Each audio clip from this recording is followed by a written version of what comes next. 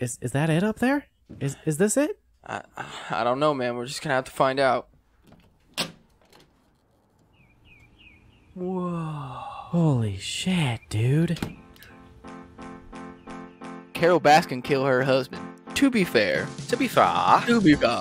Yo, dude, back up 6 feet. So you're measuring his wingspan, so like how long his arms are together, right? I'm about to shoot myself with this 90s dope. You just smack your arm like you were about to like shoot up.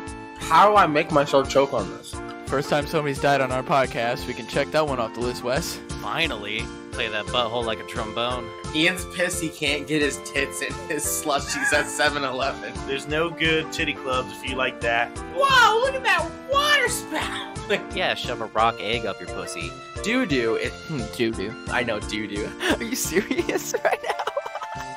Dad, I don't want to be the burning bush anymore. Come on, all the moms are doing it. I guess I'm a mom. You're fucking disgusting, dude. Alright, I guess I'm just gross then.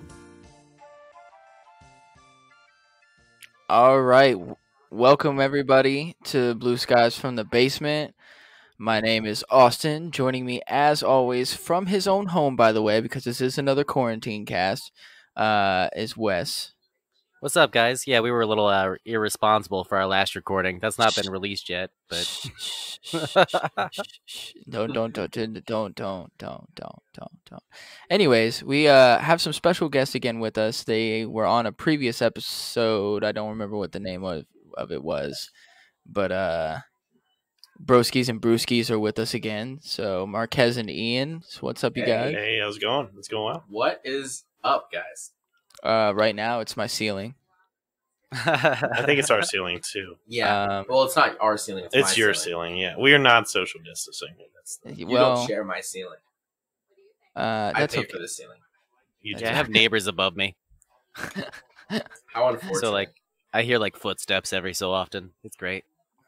Luckily for me, there's nobody that lives above us. Not that like the neighbors that we had before weren't like cool or whatever, but like we don't have anybody living above us anymore. Were they just like really obnoxious and would like walk around or anything? No, they were like, actually nice people. they were really cool. Like I still like have the dude on Facebook. He was like around like our age and shit. And Okay. when we first moved in, he did have like kids, and like he would leave and go to work, and like the kids would be at home, and it was like they were just having like professional wrestling matches every day. That's hilarious. Like every day somebody was getting like Swanton bombed and Batista bombed. Like I swear, just all day, dude. Like I mean, to be fair, I remember when I was a kid and like spending summers with my mom and Callie, whenever she'd go to work, me and my older brother, it was like a whole new world, dude. Like she'd leave and I swear we would be jumping off of anything we could, swinging from the freaking chandelier, Sia style, like everything. You name it. Yeah, that was not Chandelier. That was not what like me and my brother. Me and my brother were like, we'd watch TV or play video games. That's pretty much it. yeah, He'd kill me in NHL. I was always pissed. me and my brother used to like play around and shit. And then I remember one time we were at my dad's house and we were like jumping off of the top bunk onto a beanbag chair, and I missed the beanbag chair like completely and just fucking like smacked onto the floor. And my dad comes running up, and I'm like half like in a daze, and like I'm pretty sure I might have knocked myself out. Like who knows? And I think that's what stemmed my fear of heights was falling from that, like smacking the ground, and was like, I think I'm good with falling from places. Yeah, Yeah, that's the lesson crazy. here is better placed beanbags. Yeah, That's yeah, Our better aim of yeah, yeah. I think I've gotten it a little bit better as the years have gone by, but that was definitely one of my more traumatic experiences with falling from places. Just for the listeners and anybody who's interested and wants to go back and listen to the first episode that Ian and Marquez were on, that was Wes Interrupted Oh, from yeah. September 16th of last year. Don't they sing an iCarly song in that? You see, somehow the world will change for me and be so wonderful.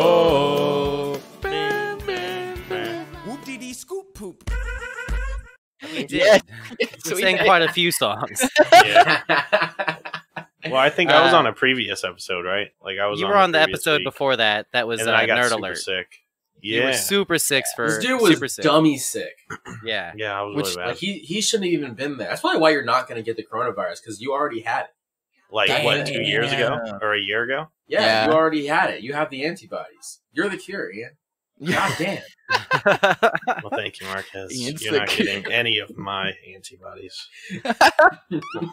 Fuck you. I'm pretty sure that on Wes Interrupted, like me and Marquez started talking about like Mac Miller and shit, Yeah. and then Wes and Ian were like, "Okay, well, we're just gonna go start our own podcast over here." Yeah, I remember that. Obviously, you guys are best friends now, and yeah. Yeah, that Hey, podcast but- is going great. Is it? What's how many episodes are you guys in? Like 100. Yeah, I think we just hit 101 the other day. Holy Yeah, we shit, we Oh have my like God. 30 something. How do you 41. 41? How do you find the time, Wes? I'm a busy man. I mean, with the kids and everything, and doing 2 podcasts, and I've also started a grassroots kissing booth during the quarantine. Grassroots kissing booth. Can you Yeah. explain to me how this works? Well, have you seen the Netflix show Kissing Booth? It's basically that without the I can't even finish this. This is stupid. Hey, but on a somewhat, I guess, similar note, Austin, have you listened to the new released songs from Circles? Yes, of course I have. What do you mean, What do bro? you think?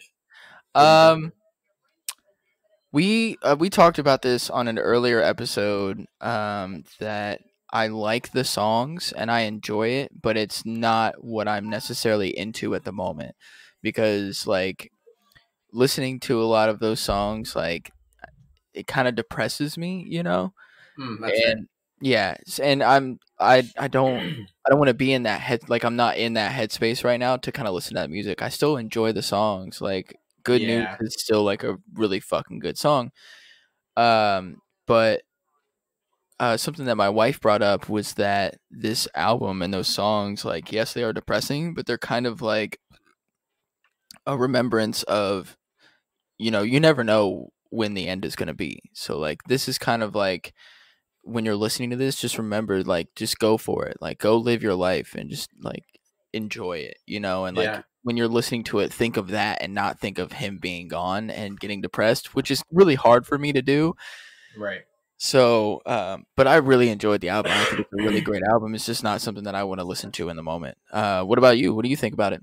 You know, I full-heartedly agree with you. I think at the time that it came out, I was more so excited to just get more Mac Miller content, knowing that there, you know, or at least thinking that there wasn't going to be any more. But then it comes out and I listen to it and I'm like, these songs are really good, but they do have this undertone, this somber undertone of just like, it's bittersweet. It's very bittersweet, you know, but at the same time, like you guys said, you know, Mac Miller was definitely one to look to the light in a lot of situations. Like he loved making music. He loved, you know, he loved living. You know, this dude didn't want to die and he wasn't trying to die. So like, you know, when I listen to his music, I don't feel sad where I'm like, oh, you know, this guy did it to himself or blah, blah, blah. No, I just feel sad because a beautiful light was taken from the world like way too fucking soon. So it definitely does have that bit of like bittersweetness where like the sweetness is kind of motivating in the sense of like, you know, you should like strive to do the best that you can and be the best version of yourself that you can, you know, at like in all aspects of your life all the time, because you never do know like when your time's going to come. But as a whole, that album was fantastic. It's just like you said, not something that I would necessarily want to listen to too much right now, because yeah, I'm not in that headspace and I don't want to put myself in that headspace, especially not in a pandemic. Yeah, for sure. Did you see the interview that they did with the guy that took the last photo of Mac? No, what Yeah, was that? it's on YouTube. Let me see if I can search it up real quick and tell you. But it's you know, the photo. It's the last photo on his Instagram where he's like got his hand over his face and like all that's showing through is his eye. Yeah. They did an interview with the guy that took that photo, and like basically it was like the last person to really like do anything with like Mac. Wow. Yeah, That's it's a crazy. really good interview, and like him like talking about Mac. I want to say the story behind Mac Miller's final photo, I'm pretty sure, is what it is. But yeah, the interview that they do with the guys, like, it's just really good, and the way that he talks about Mac and shit like that. Well, it sounds interesting. I'm excited to see it. Yeah. Since we talked about it, I let you down a little bit, Austin. I still haven't listened to the album. Wes, what are you doing? It doesn't surprise me. No, listen. Because I tell Wes, I'm like, hey man, you should check this out. Like, hey, like Letterkenny, you should check this shit out. You know, like Love, Death, and Robots, you should check this shit out. Yada yada yada. And he's like, oh yeah, I'll get to it. And then like 4 years later, he's like, hey, so I finally checked out Letterkenny, and that show's great. And I'm like, they've already come out with 8 seasons, so like you're way behind. Yeah, I'm on a 3-month delay for everything. Yeah. Yeah, I kind of in the same This sounds boat. like Ian. Ian, this sounds like you with movies and TV shows. When I'm always suggesting movies and TV shows, I think honestly, guys, if I hadn't had changed the formatting of our podcast to have episodes where we reviewed, like straight up reviewed movies and TV shows, none of these movies and TV shows Ian would ever watch. Is that right or wrong? Ian? Is that true? Them, yeah. I felt it was just so hard to get into stuff. He always has this weird excuse where he's like, yeah, it's hard for me to just stay, like, to consistently watch something or just to get into it or blah, blah, blah. But we've done it. We've done it many times now. I have to binge it. I have to binge everything now. You're forced to now. So you have no reason to. And I like the shows. I'm not going to lie. Like, the shows are good, but it's just like. But I've been talking about these shows and movies for years. I know. We lived together. That was when you. Yeah, I think you were always suggesting stuff.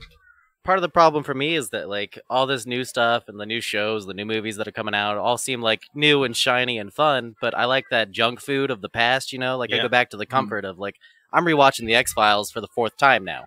I love the X-Files. I never got to quite to the end, but I do like me some X-Files. I mean, I feel like we all have those type of shows, though. You know, that we do go back and rewatch over and over again. For me, it's just crappy Seth MacFarlane shows. To be fair. To be fair, Wes also has 2 kids. He does all the editing and a lot of the media for the show and everything else. And, you know, he works his regular job and everything else. So I can't really be mad at him for like not watching or like listening to certain things, you know, like he has his own life and he does a whole bunch of shit for the show and everything else. So like, I get it. And we always get to it eventually. And you ain't got no kids. What's your excuse? I was gonna say I don't have any excuses. So. I have enjoyed Less you guys' super new dad format, over here. What you got, Ian? No, I don't even got a plan. So I got nothing. He doesn't even. I'm watching everything now, so that's good.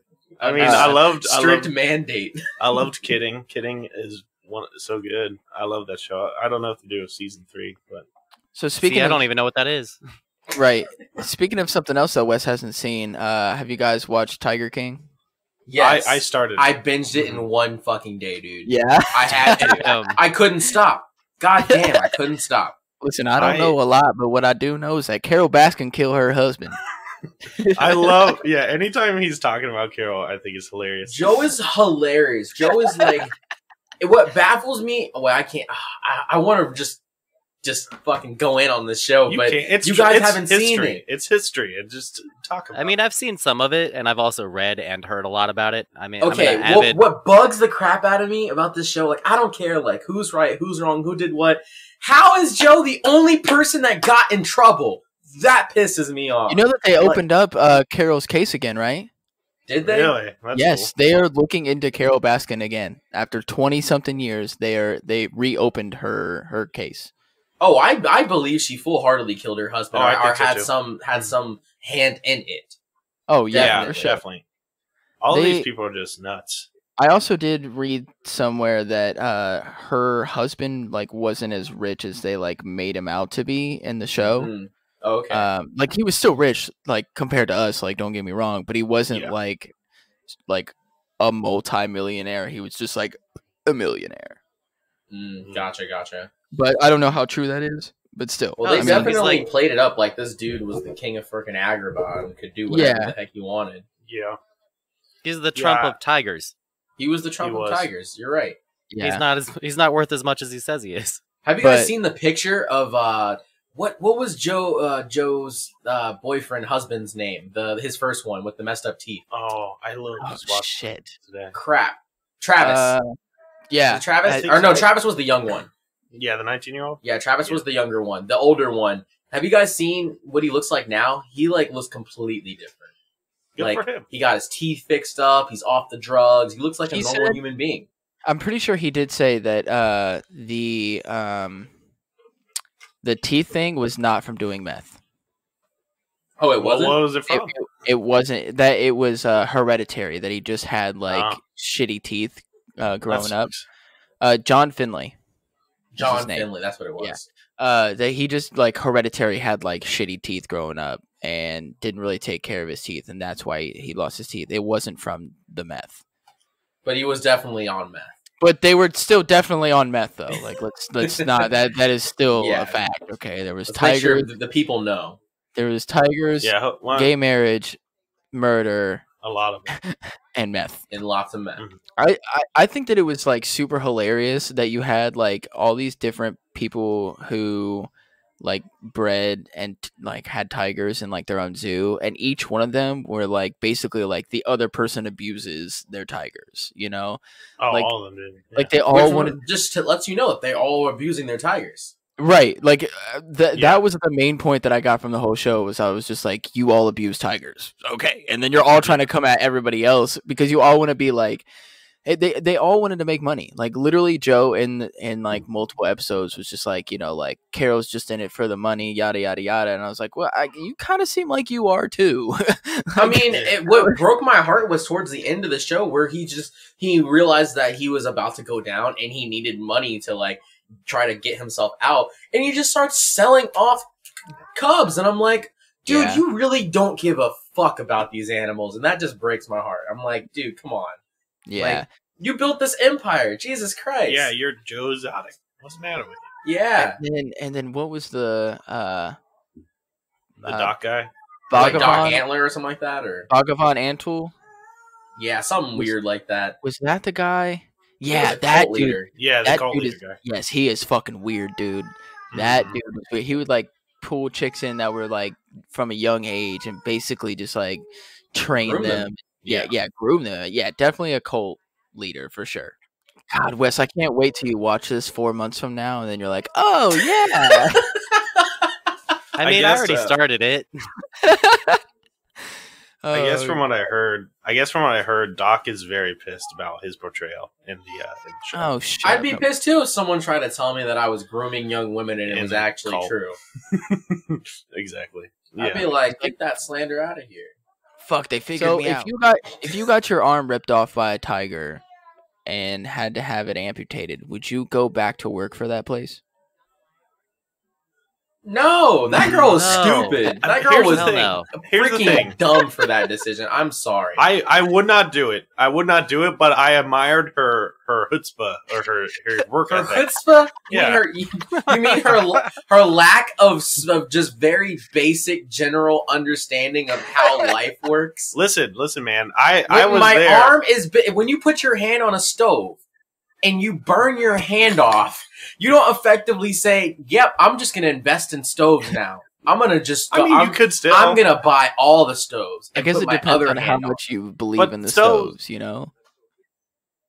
Yeah. No, I admired her work. This isn't Neverland. The power is not bestowed upon you by your belief in them. No, no more stoves! No more stoves, no more tigers. She would do well in the stove Illuminati, you know, because she's loyal. Like, if I worked for the Illuminati, I'd be like, well, now that's loyalty. That's but then by the end, she's like, even her, she's like, done. She's like, yeah, Joe doesn't even care about the animals anymore. You think? Yeah, no, but she did. And Joe, even though it was bad, gave her an outlet to show what she really cared for.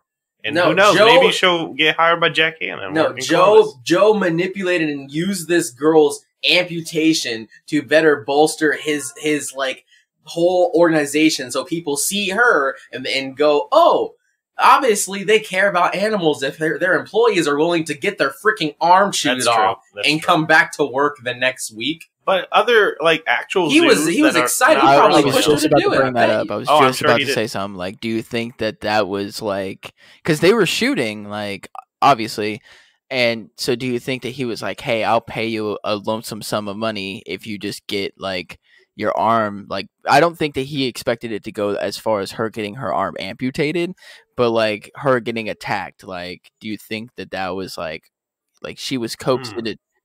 You think that the attack was set up? Yeah. Set up? Yeah, because you think it was set up? Well, he was filming a TV show at the same time, correct? Yes. So I think, a lot of that would play into the marketing, or at least from his perspective, that would do well for the marketing of the show that he was trying to create. It would get him publicity. I just feel like it would be bad. Well, can I also say shouts out to the producer for his show and the actual like documentary, because he pulled the biggest like Houdini on Joe by agreeing to film his show and using that as a way to own all the footage as well as film his own entire documentary where he's going to get all of that cash himself.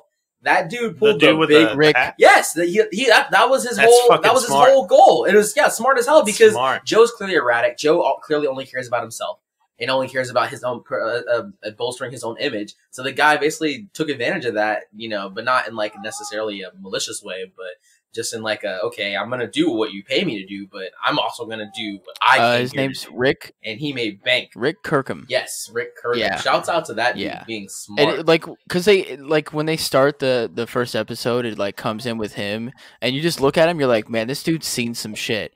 And then once you get more into it, and you're like, yeah, he's seen some shit because he followed Joe Exotic around for a few years. Like, he's got that 1,000-yard stare. 5 years. Dude, it was 5 years he followed him. So you around. get like when you first see him, you're like, man, this dude's seen some shit. And then the more and more that you get into it, the more and more you're like, oh, that's why he looks like that.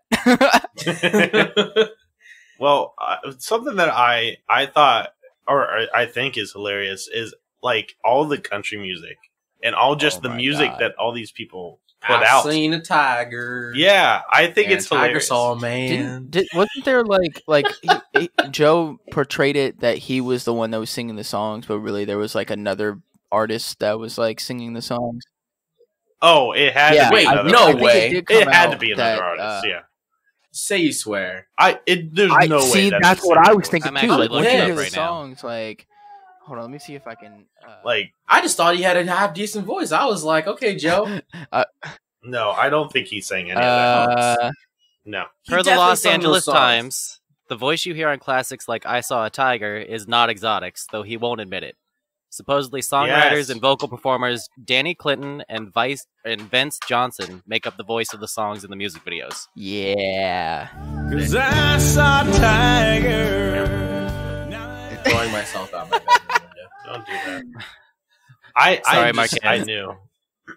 You know how many of his songs I downloaded on my phone? No, Did you really? No, I'm not putting that shit on my phone. I was like, that's really weird. Country songs. I'm just like at work at FedEx delivering packages, blasting that through my truck. Saw a tiger. Tiger soul, man. But the one that I thought was the most hilarious, or whatever you want to say, was the one about Carolyn or whatever, the dude, how she killed her husband and he was feeding her to. I thought Joe did not care how bad he did slandered this woman. Oh my god, Wes. I did. Oh, did you see my link? So in the chat, you guys can see that there's a link. So click this. Yeah, I see that. Which There's one a am I couple clicking? of The Oh, we first can one? look. I don't know what the The first second one is. The YouTube link is the guy who looks way better now. Joe Exotic's first. That's like the interview. I want to with see him. because I didn't see what he looked like. I haven't seen it yet. Whereas, Yeah, so I posted that when we were talking about that, and then the CNN link is breaking news. That's kind of relevant to what we're talking about. Is that a tiger in the Bronx Zoo came down? that bitch Carol Baskin. What? It's all her fault. I tell you what, it's that bitch No. Carol Baskin. I thought animals couldn't get the coronavirus. Oh my god. Well, so the coronavirus, this specific strain of it, jumped from animals to humans, and that's human caused. I mean, that's the reason that happened, is because the way that like wet markets work. So it's not necessarily like the big rumor was that it came from bats, and that's not necessarily true. But it is a cross-species virus, so it can be caught by other animals. Interesting. And this tiger is one of the first to be like tested and test positive for it. That's crazy. That is actually nuts. Yeah. So because it's the same strain, that tiger can actually pass it to humans as well. So they're gonna quarantine that. Oh, they better tiger? put that tiger down. Well, the zoo's been closed. The The zoo's been closed since this happened. Or before the tiger was even tested. Can we what was I gonna say? I completely forgot. It was about the coronavirus. I completely forgot what I was gonna ask. It's all good. It's all good. Yeah, I'm sorry. I messed up. I just thought it was funny that we were talking about Tiger King, and then I was checking like CNN and all the current news, and that was at the top of CNN. That bitch Carol Baskin gave that tiger coronavirus. I'll tell you what. I bet. What freaking like just baffled me too was that story about the tigers and lions being released in Zanesville or wherever the hell that was. Did you not know that? I never knew about that. What? I did not know about that. That's in Ohio. That's where we live. That was big news. I was like shocked. Dude, I was literally shook. I've never heard that story in my life. So I saw that for the first time on Netflix and just went, crazy. What? That's crazy. When? Who did this? That's insane. I knew that. I was updated on it when I was like, I was in high school at that moment. So yeah, we both were. We're in the same grade. That's crazy. Yeah, that was 2011 when that happened. I mean, that was like 8 years ago. So I mean, who let this man just keep these things? Okay, here's the thing. Yeah, it's a little insane to have. Was he just a farm dude though? Like he didn't have like a petting zoo or nothing like that. No, he kept them just as pets. He just had them just chilling. From what I heard. But there was I met a dude. He owned a reptile house. Like he would sell reptiles, and he was blaming that dude who released all those pets. He was blaming it on PETA and the Humane Society. He said that he was murdered by them, and then they released all the pets. That's not a thing. Yes, no. This dude, he was a little off his rocker. He was like, then he went into a spiel about like how he's blaming gays for stuff. What is it with animal people that they're just nuts? Like the extreme animal people, I mean. Not just normal animal people.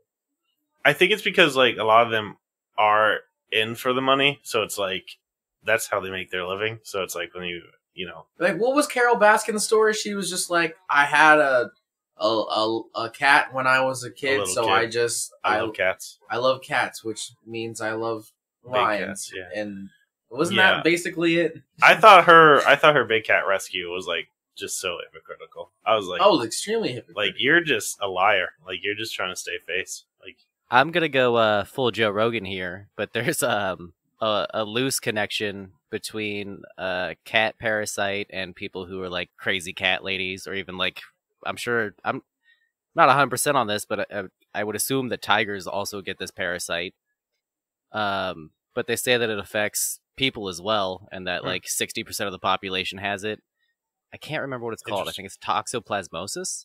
What does it do? What does it do? Yeah. So it's been linked to aggressive and erratic behavior, but essentially it's a parasite that wants to be inside of cats. So it infects rats and convinces the rat that cat pee smells good, like it gets them sexually aroused. So the rat goes to where they next level stuff. Right. So the rat goes to where the rat goes to where the cat is and then gets eaten so that the parasite can restart its life cycle in the cat's intestine. But in people, it can cause muscle pain, fever, and headache. And then there's loose connection to people acting like erratic and paranoid, which is where you get like the classic crazy cat lady from. Interesting. So I think maybe Joe Exotic and Carol Baskin being completely out of their fucking minds might have something to do with them being so attracted to cats. We're sniffing cat pee? Maybe. Yeah, we should put cat pee in front of them. That'll be the test to know if you have this parasite. We'll put some cat piss in front of you, and if you get hard on, or you get a little, Right. down there, then that's how we know it's on. That should be a question on the census. Does cat pee turn you on? The census this year. Oh my god. Yes, does cat pee turn you? Wait, okay, real question, real adult question, because we're all adults here. I feel like this is not going to be an adult question. What do you? Yeah, how and when and when is the deadline to do the? How much trouble can you really get in for not doing that? Oh, you can get in trouble? I just threw mine on the table. I don't think I got a letter. Is it a letter? I got a you letter. are required by law to respond to the 2020 census. Yeah. What? Really? You I won't threw it on get the in table. trouble, but they'll send somebody to your place to interview you. Oh. Yeah, I had no idea. I want someone to come to my place so they can interview me, and at the end of the interview questions, I'm going to be like, "That's it," and they're going to be like, "Yep, that's it." And I'm going to be like, "They're going to ask me the cat piss." They're gonna be like, "Whoa, what about the catfish?" No, I wasn't here for that, but now you've intrigued me, and I kind of want to know. It's like, yeah, it's a cat piss. So all It doesn't arouse me. All the census is just saying who lives in your home. That's it. It's not. They don't ask you any other questions beyond like what is the gender and how many people live in your home, and that's basically it. Like how old are they? How many people live in your home? Yada yada yada. And your ethnicity is a huge thing. Yeah, that too. They want to figure out if you're Latin or not. Yeah, that. Yeah. Yeah. Aren't we all like technically Latin in some way? I don't Is that a know. thing? I don't know. I'm not gonna say that I am. That'd be totally wrong, and then like the whole entire Latin community comes at me for it. So yeah, I'm just gonna go with I plead the fifth on that one. Yeah, I have no idea. By census law, refusal to answer all or part of the census carries a $100 fine. What? The penalty goes up to $500 for giving false answers. Oh, I don't need to do that. But there used to be a 60-day prison sentence, but Congress eliminated that in 1976. A 60-day prison sentence? Yes. That's crazy. I gotta find my slip now. I don't want to pay that $100. They ain't gonna take nothing from me. That's crazy. I think because of the coronavirus, we're probably fine. Like they extended taxes until July, which is nuts. It's freaking crazy. Yeah. What have you guys been doing? I know you guys got the podcast, but have you been staying entertained? I'm asking, the entertainment gurus. What's been your favorite thing to watch while this has all been going on besides Tiger King? Ooh, take it away and tell me what you've been. I've been. I got a Switch for this last year's Christmas, so I've been playing a lot of video playing games. Animal Crossing? I have not got that yet. No. Dude, screw that game. Screw Animal Crossing. No, Animal Crossing. No. I'm gonna get on my soapbox. Let me get on my soapbox. This is my time to share. No, when you want you to shut share. up. I'm getting on my soapbox. Okay. I want everyone to know, everyone who listens to this podcast to know that I, Marquez, hate Animal Crossing. And I'll tell you why I hate Animal Crossing. Reason number 1, it's just like Sims Pets. Reason number 2, it's like Sims, but with pets. Reason number 3, why would I ever want to do something mundane as fish or build a garden when I can do that in real life and feel just as bored? I don't know. Did you like Red Dead? I didn't play Red Dead, but for like maybe 30 minutes before I sold it. Oh, okay. And that's not because I didn't like the game. That's not because I didn't like the game. It's because Red Dead, if you guys remember, came out just around the same time as Assassin's Creed Odyssey, and I wanted that instead. That's okay. Fair point. So what about Doom? Well, I'm going to get Animal Crossing eventually. Yeah. You said, what about Doom? Oh, I've never played a Doom game. Oh, dude, you're before, missing out. Well, do you like FPSs? Yeah, a lot of people like them. Yes, I mean, like I play Call of Duty, I play Rainbow Six Siege, Overwatch and other FPS alike games, but I've never played Doom. Get fucking Doom. Yeah, so if not Animal Crossing, what have you been playing, Ian? I bought Luigi's Mansion 3 when it first came out, and I played halfway through, and then that game pisses me off. Why? Why so? I've played it twice with my wife, and both times I did not have fun. And I think it's just because I've never played a Luigi's Mansion game before, so I was just frustrated by something that I did not understand. I'll have to try it again. Yeah, I don't hate it. I think it's a little different from like the OG Luigi's Mansion. I did play the second one on the DS or the 3DS, and I liked it. I never finished it, but I did like it. This one, I think the controls are a little weird, but I don't hate it. But I also played this game. It was like a little Nintendo like indie game. I don't think it's made by Nintendo, but it's just like I think it's called Pika. It's like Pikuku, and it's just like this little blob that runs around and just like kicks things with his feet that he has. And it was pretty fun. It kept me entertained for a couple days. What? Yeah, it was $1. Why is that what keeps you entertained? It was fun. It was fun. There was an objective with feet. There was an objective. You had to, like this collect is why you things. like Animal Crossing. Yeah. Is it Pikuniku? Yes. Yeah, the little red blob. Yeah. Okay. Yeah. So I liked it. It was puzzle fun. adventure video game developed by French-British indie collective. Yeah. Okay, it looks cool. I liked it. But I'm right. What am I playing right now? I started Breath of the Wild because my brother gave it to me since he beat it, and I just started Breath of the Wild. Unpopular opinion: Zelda sucks. This is my time to speak. I was going to say the full of same hot thing, takes. dude. Marquez is just straight up hot takes right now. Like, these games suck. Hot takes. I'll pop them out all podcasts. Anyways, before A historically beloved franchise. yes, by and everyone it sucks. by Robin Williams. If you're saying Zelda sucks, then you're saying Robin Williams. No. Robin Williams. No, Great Marquez, dude. Love him. Marquez, because All of right, you, Zelda still sucks. we just lost half of our listeners. So thank you. and they suck too. No, I'm just kidding. No. You're No. right. So I've been playing Switch. I'm trying to finish so we can move on to the next person. I'm sorry, Ian. So it's all right. It's all right. I'm just getting a little frustrated. Yeah. So what do you like? Because whatever it is, Marquez does not like it. But, All right, Ian, you're done. No. Yeah, I've done that. I still work because I work for UPS, so I'm still working a lot. Essential workers, what up? Yeah, dude, there's some crazy people because I work for the part of UPS that deals with strictly like the public comes to us, like where I work at a store, so we have people come in to ship stuff, and we've just had some interesting characters, man. We You also get people that ask the dumbest questions. all the time, like your stories of those. I love those. I'm just Yeah. like, dude, you're stupid. Don't ask questions like that. They are so stupid. But we had one guy, like the first week that we started this 6 feet distance, this guy was standing by the edge of the island, which is there. And when you walk into my store, there's an island table for people to pack stuff if they want to pack it themselves. So he's standing at the edge of that, and at the edge of that, the door is literally like right behind it. And so this dude walks in, and he just starts freaking out, and he starts waving his arms behind him. And starts going, yo, dude, back up, 6 feet. And the guy was not mad. I think he was a little frustrated, but he wasn't mad, he was like, whatever. And so he walked away.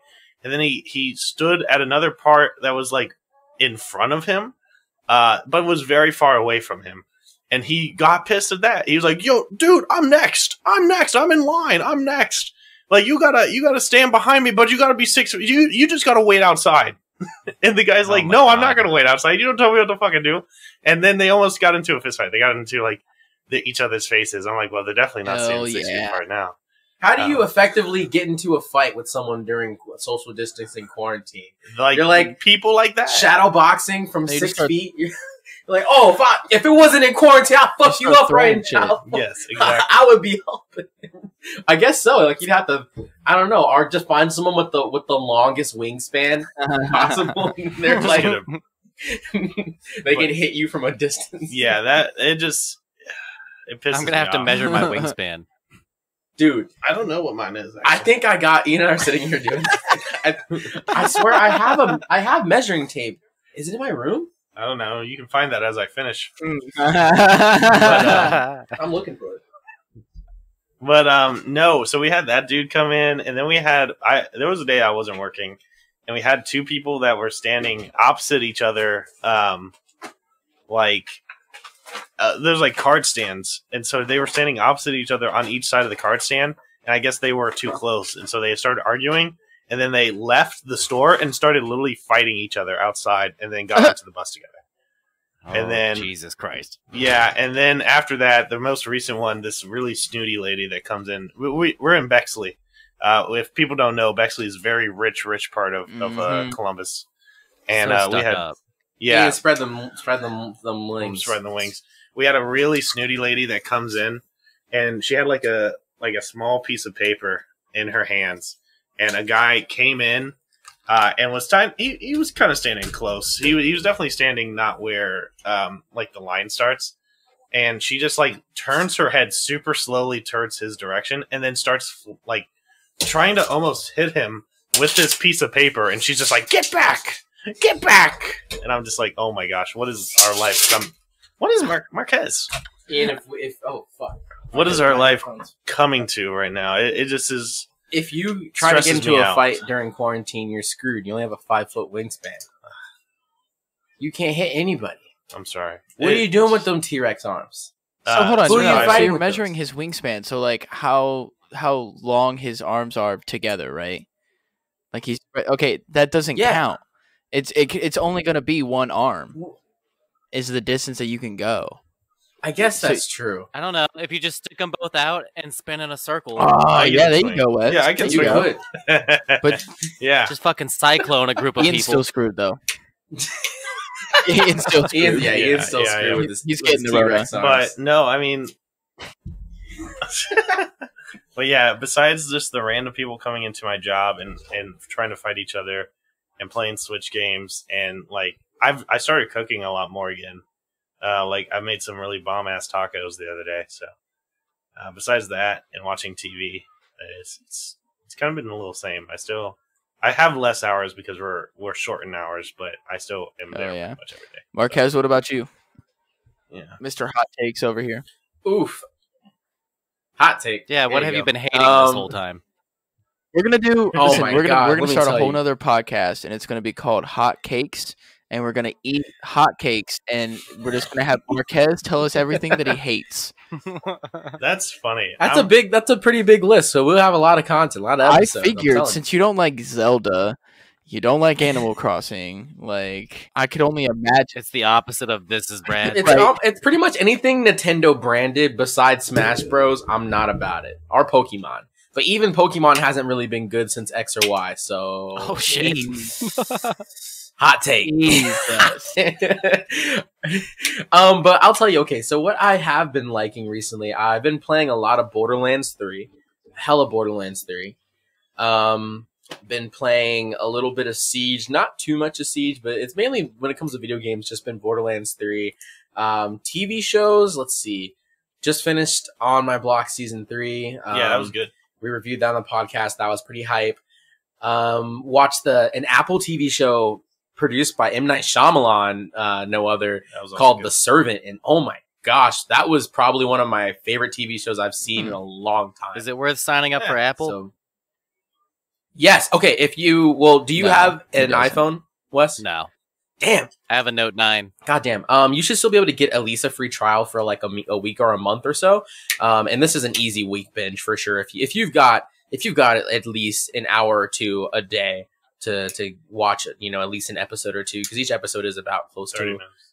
They're over 30 minutes. Are they over there? Yeah, they're over 30 minutes. Each episode was like. I watched it in a night. Maybe I'm wrong. This is my time. You shut up. Hey Google. Anyway, set a reminder to tell Marquez what I thought of The Servant in 2025. there you go. But I was gonna say, if you do have Apple, if you do have an iPhone, Apple is giving you a deal where they'll let you get the service for 1 year for free, but it's only $4.99 right now a month to just buy it or pay for it or whatever, which is surprisingly very cheap. Like that's like when Netflix first came out, they pretty much had a price similar to that. I think it might have been $5.99. Yeah. But even still, but okay, movie wise, I can't think of a really good movie. We just watched The Hunt, and that was a mess of. But I'm thinking of just movies that I've seen on my own that I've just wanted to. Was that the one that was supposed to? I finally watched that wasn't going to get It was released? like a political satire. Yeah. It was trash. It was so absolute bad. complete dog boo bad. Hated it. But a movie that I have finally seen, I finally saw the John Wick trilogy. Me and my girlfriend watched that together before she had to leave and go back to her home state for quarantine. Those are so great. And yes, they were freaking fantastic. I like John Wick. Oh my gosh. Really good. And the fight choreographer, if you guys didn't know, for John Wick, for all 3 movies, is doing the fight choreography for the new Black Widow movie. So shouts out to him. And that movie is going to have some really nice action scenes. I can only wait. Excited. He used to be a it's stunt gonna be man, good. correct? Like that's part of the reason that the stunt work in John Wick is so well done, is that a lot of it's done by people who used to do stunt work. Probably. I think so. I that's think that is true. smart. And Keanu Reeves does like all of his own stunts. Like he's that dude. Yeah. So Marquez, Yeah, what's up? you were talking about playing Borderlands and like Overwatch and stuff.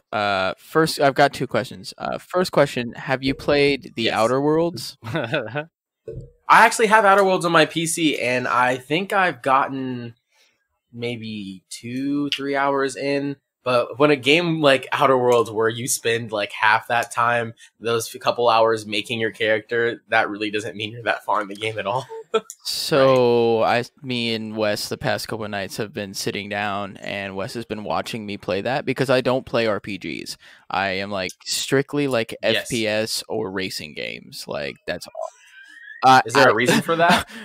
I'm gonna put the. I still have to edit the video and stuff. But I'm gonna put it up on our YouTube.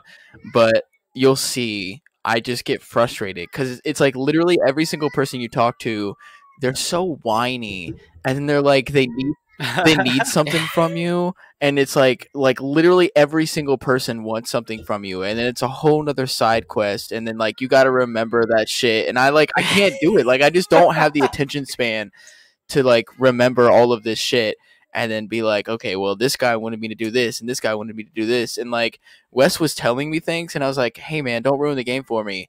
And then I left that first like world or whatever, and he was like, yeah, so you could have talked to like 30 other different people and had like 3 other people following you. And I was like, oh my fucking god, I was like, this is way too much for me, I cannot do it. I can't. Yeah, he thought I was getting shit away. Did you leave the first planet with like no follower? I got what was her name? Pavardi or Parvati. Yeah, Pavardi? I think she's just given to you though. I feel like you can't do anything else in the story without 'cause having her at You least. you can refuse her. Yeah, when, Can you? when you talk to Thompson for the first Yeah. time, you can refuse to have her. Oh, okay. I see. Well, okay. So here, Austin, I'll give you one piece of advice. This might ruin all RPG games for you, or it might help you. But when it comes to RPG games, everything is a fetch quest. Every single game has it. It's all what any of the storylines basically amount to. Like there could be the most crazy, amazing story ever. Like, but anything that anyone is ever going to ask of you is, hey, I need you to go do this to get this and bring it back here. And then you go do that, you get this, and you bring it back there. And then they tell you to go find someone else. Then you go find them. And then they go, hey, I need you to come do this and grab this and bring it back here. And that's what RPG games are. That's just it. The thing that Outer Worlds does really well, though, is that it makes you actually care about those characters, whether it's through an emotional means or because they're funny. So, like, a lot of the side quests that if I could get you to pay attention while you're doing them, Austin, rather than just wanting to shoot everybody in the face. Hey, but that's a value. That's a way to play the game, though. He can just shoot everyone in the face if he wants. I kept telling him that. That's the I had beauty to of an keep being RPG. like, if you want to kill this person, you can. But then here's the things you won't be able to do later. And if you like, when you watch my gameplay, like you can see that like my roots are in an FPS because I'm like really good at killing things. You know, like I have the FPS, like senses in me.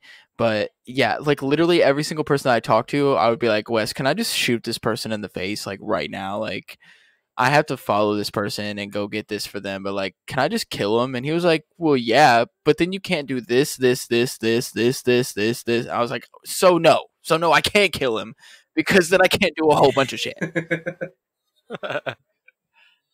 You want to kill anyone who doesn't ask anything of you, which is not going to be a lot of people. But if you ever find those people, shoot them in the face. My second question, since you said you do have a PC, have you ever played CS:GO? I don't know if I've asked you this or not. Oh, I think I played CS:GO one time, and I remember loading in, and my first thought was, "Where the f is my reticle? Like what?" And then my second thought was, "There's absolutely no way any of these kids, like none of these kids, are using aimbot. There's no freaking way. Like you die in 2 seconds. So 2 seconds." Not even. But you played Overwatch before, right? Oh, yeah. I love Overwatch. Okay, so there's a game called Valorant, VALORANT, that is coming out. It's in the beta right now. I'm waiting to be able to play it on the 7th. So 2 days from now, I'll be able to play it. But it is a cross between CS:GO and Overwatch, I would say. Like, that's interesting. I like that idea, dude. I'm telling you, check this game out. It looks just dope because it kind of has like the economy sense to it. With like there's still like these main weapons that you can get, like pistols and SMGs, rifles, snipers, the like heavy SMGs, and then you buy like armor and stuff, and so you have to like worry about your economy, and like people can buy things for you and stuff. But then different characters have different special abilities too. So each character has its own special ability, and so I was watching Shroud like go over the like weapons and then like the characters and shit today, and it literally it looks like a cross between CS:GO and Overwatch, and I definitely think that you should check it out. I'm definitely going to check it out. My one question for you is, you said Shroud was talking about it. Now, was he talking about it for a promotional sense, or was he talking about it just in general? Just to tell you about the game. I don't think he's doing any promotional for it. I think he's one of the few like people that got early access to it that has played the game, and then so he just went through, like he's not even taking video of himself when he's talking about it. He literally just goes in and he like explains, like he's like, okay, well this gun, I think it's called the Sheriff. He's like, this is like the Deagle in CS:GO. Like it kind of like reacts and shoots kind of the same way like the Deagle does in CS:GO. And then he shoots it and just kind of tells you about it. And then like in another video, he just kind of, I think he's just giving people, this is what they wanted. This is why like certain real like video game players, like Shroud and Summit 1G and shit like that, have been able to play the game because they wanted people like that to play the game and then to stream it out to people so they can see the gameplay, like actual gameplay, before it gets like before all the trolls and all the fucking cheaters and everything else get put into it. Yeah, that makes sense. So, which was super smart on their end. Like I think that was fucking genius for them to do. And so Shroud was just talking about like the guns and the different characters and what you can do with, like giving you like strategies and shit that you can do with the different abilities and shit like that too. But the game just looks fucking awesome, dude. It's not as, and you said Valorant. It's called Variant, like with the T at the end? Yeah. Valorant. VALORANT. Okay. Yeah, check that shit out. I will. Because I heard you say Overwatch, and that's because it's not as realistic as CS:GO is, but it's also not as I would say like cartoonish or arcadish as Overwatch is. Like it's literally like if CS:GO and Overwatch had a baby. Like there you go. That sounds very interesting. I'm trying to think of what the name of this one game was, but there was one game that I don't know if that, I think it did come out. I think it did actually release, that tried to market itself as being almost like the new Overwatch, and then it came out and it ended up like just flopping. And I'm trying to remember what it was. It had this like interesting trailer where they were trying to showcase all their different characters, and they were all in this little battle arena using their different weapons and abilities and just trying to shoot each other. Is that Lawbreakers? Like all this. Ooh, Lawbreakers, yes. Yeah. Freaking Lawbreakers. Yeah. And then it came out, and then it flopped. I played like, where's that game now? No 2 or 3 rounds of that and uninstalled it from my PS4. You were like, I'm done with this. Yeah. But yeah, for me with this whole quarantine shit, I still work too. Considered an essential worker. That's good. Yeah, just doing like construction work and shit. But I've been playing like Apex a lot, CS:GO, spending time with the family. We've been going on walks and shit for these nice ass days. I've been playing the Outer Worlds and getting super, like, me and Wes the other day played Portal 2 and played like the co-op mission. And like, I think it was just because Wes was getting tired, but towards the end, I could not focus by the end of it. He was getting pissed off. What are you guys PC. playing on, by the way? PC? You guys need to add me on like everything. Yes, for sure. When we're done here, Yeah, post your shit in the chat. I can fucking add you right now while we're sitting here talking. Be true. But by the end of it, Wes was just like super frustrated. And then the next night I started playing the Outer Worlds, and by the end of like when I was starting to get done, you could just tell that I was super frustrated with it. And I was like, oh, now I know how Wes feels, because this shit is really starting to piss me the fuck off. I don't think I can drink and play that game either. There are some games that it is very difficult to drink and play. So I feel that. I've definitely tried with some games. I think it's hard for me to be good and play like multiplayer type FPSs like Call of Duty or something like that and drink. But like, if I'm just trying to like have fun and chill, like I won't care. But if I'm like, all right, I'm trying to actually be good, then I'm probably not gonna drink and play those games. Wes, I have a question for you though. Yeah, what's up? So you wanted Austin to play Outer Worlds. And start him off with that as a good RPG. Why didn't you start him off with like Mass Effect or something else with a really like dope story? And I felt like honestly probably an easier gameplay mechanics than like Outer Worlds. I feel like Outer Worlds is like too open for Austin to really like enjoy an RPG. Oh, you chose it? Yeah, because it was on the Xbox Game Pass, and I was trying to look for like a new game to play, and I saw that it was on the Xbox Game Pass. Oh, honestly, dude, I would go try when you're done playing that game, go play the Mass Effect trilogy. The first 2 are phenomenal. The third one is like, well, actually, it's not even a trilogy anymore. It's a whatever 4 would be, because there's 4, because it's like 1, 2, 3, and then Mass Effect Andromeda. 1, 2, 3 are really good. Andromeda is the one that's like meh. But they're all good. Yeah, I mean, I've thought about that, and I'm trying to work Austin up just through like adventure and story-based games. And I figured, as far as like the Fallout style RPG, Outer Worlds was probably like a good choice for him to start with, rather than an actual Fallout game. That's fair. And then the other thing too is like I want to work him up to the point where he's enjoying games like Sekiro, where it's like not necessarily you want to get him all the way to Sekiro. Oh my gosh! Yeah, where it's not necessarily an RPG, but it does have RPG elements, and it's a frustrating game that's story based. See, this is why I get him out of his FPS loop. This is why I can't play like LOL. Like there's too much going on for me to remember all of the different abilities and different characters and everything else for me to like really get into it. With like CS:GO or like Call of Duty, it's like it's pretty basic. Like CS:GO is a little bit more complicated, but like Call of Duty is pretty fucking basic, okay? You run around and you kill shit. There's not much else to it, you know? CS:GO's got like movement and tactics and everything else to it, and like Call of Duty's just basically run and gun shit. I mean, same thing with like Apex. Apex is like, yes, there is some movement involved with it, but for the most part, Apex is just a run and gun shit. You know, like battle royales, like it's like PUBG compared to Apex or like Fortnite. You know, like they're all different, but they're basically all just kind of like run and gun games.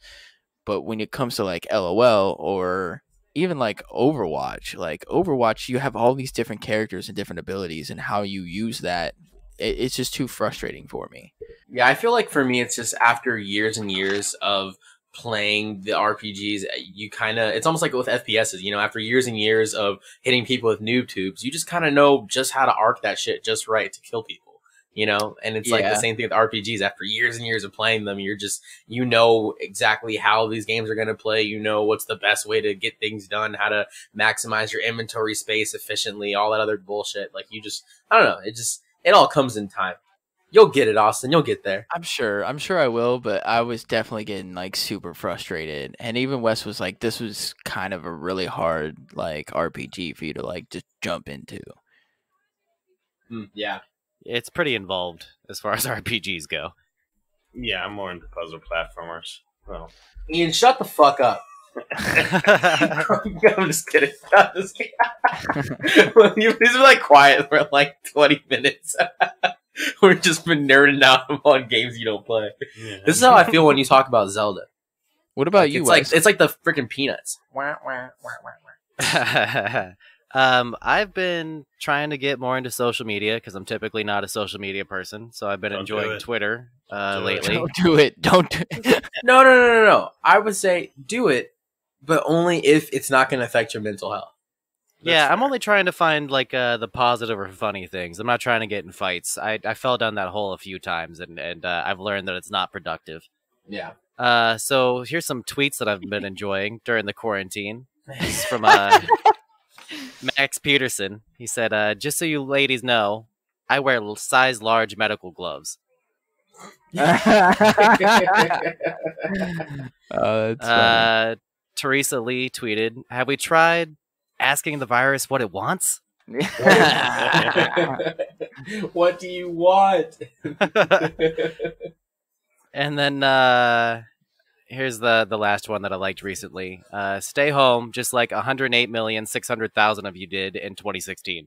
I don't think that flew over my head a little bit. Hey, for the election. Oh. God damn. Marquez, real quick, it's 85, isn't it, for Origin? Yeah, it's not a typo. I don't know. I think someone may have just took 95. Fucking bastards. The other thing I've been enjoying is archive.org's VHS vault. I posted that in the chat as well. That's just people recorded stuff on VHS back through like the 80s and 90s, and they have shows from going back to like, let's see here, I want to say like the 50s. Ooh. Interesting. That just happened to be on VHS recording, and it's all available there to see. So you can watch old 90s cartoons like Dragon Ball Z or Bear in the Big Blue House or SpongeBob. When I watch I Dream of Janine or Genie, I'm sure it's on there. Yeah. They've got weird commercials. They've got like dude, 90s commercials. Yeah, I think commercials nowadays suck. Commercials nowadays are so dumb. They're just like, I don't even know what they're trying. Like, what is their audience? What is their target audience? Who are they trying to appeal to? I don't get it. Did you just smack your arm like you were about to like shoot up? Yes, dude. I was like, 90s commercial. I'm about to shoot myself with this 90s dope. I have a similar Wes. I have a similar website that's it's kind of like that, the archive thing. Yeah, but there's I found it back in like 2011. It's a Toonami Aftermath, and pretty much just a bunch of people who loved like Cartoon Network in like the early 2000s. It's literally Toonami on a website. Yeah, it's cool. Sweet. It's sweet. They show like that's amazing. Yeah, they show like they have all the old bumpers, and they do it like you're watching actual like TV, like how you used to with Toonami, where you had your TV slots. They tell you what's coming next. You know, there'd be like the episode, and like it goes. Isn't it like they structure it to like at certain times of the day? Yeah. You might be watching like not as violent stuff, and then it gets towards the nighter time and it's a bit more mature. Yeah. And stuff like so that. Like they broadcast all the time. The guy who just did it has his own movie channel now. He tried to do it with Nickelodeon and MTV, but Viacom stopped him. Yeah, of course. So Viacom. Cartoon Network and Turner Broadcasting just don't give a fuck, I guess.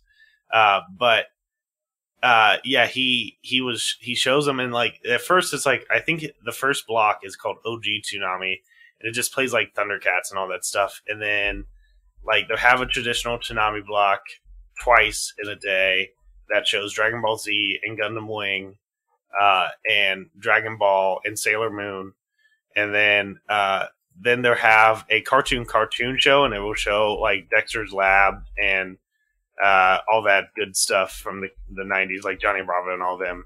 and then they'll do Adult Swim broadcast at the end of the night and show more. Oh wow! Yeah, and then on the weekends they get really, they do like Kids WB, so they show like Static Shock and like a bunch of like Digimon and all that stuff on the weekends, and so it's pretty good. And then they'll have a movie usually on Fridays, Mondays, and Sundays. So, Oh, that's awesome. yeah, That's right up I my love it. alley. Yeah, it's fun. I really enjoy it. They'll show like a bunch of different bumpers and a bunch of old like Nickelodeon or Cartoon Network like commercials and stuff like that, and it's fun to watch. So Yeah. I'll definitely have to check that out.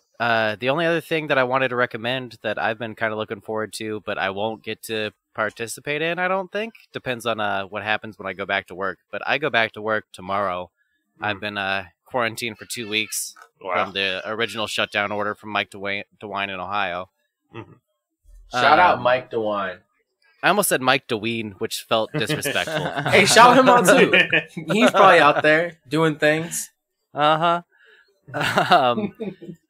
But Monday, Tuesday, and Wednesday, we're gonna have the biggest supermoon of 2020, and it's called the Pink Moon. Interesting. So you'll be able to see that, and it's a good thing to go do outside without being near people. Okay. Yeah. Is the moon gonna actually be pink, or is this just like one of those like the moon's gonna be the same, but It'll actually be pink. It'll actually be pink. Yep. That's I believe what's up.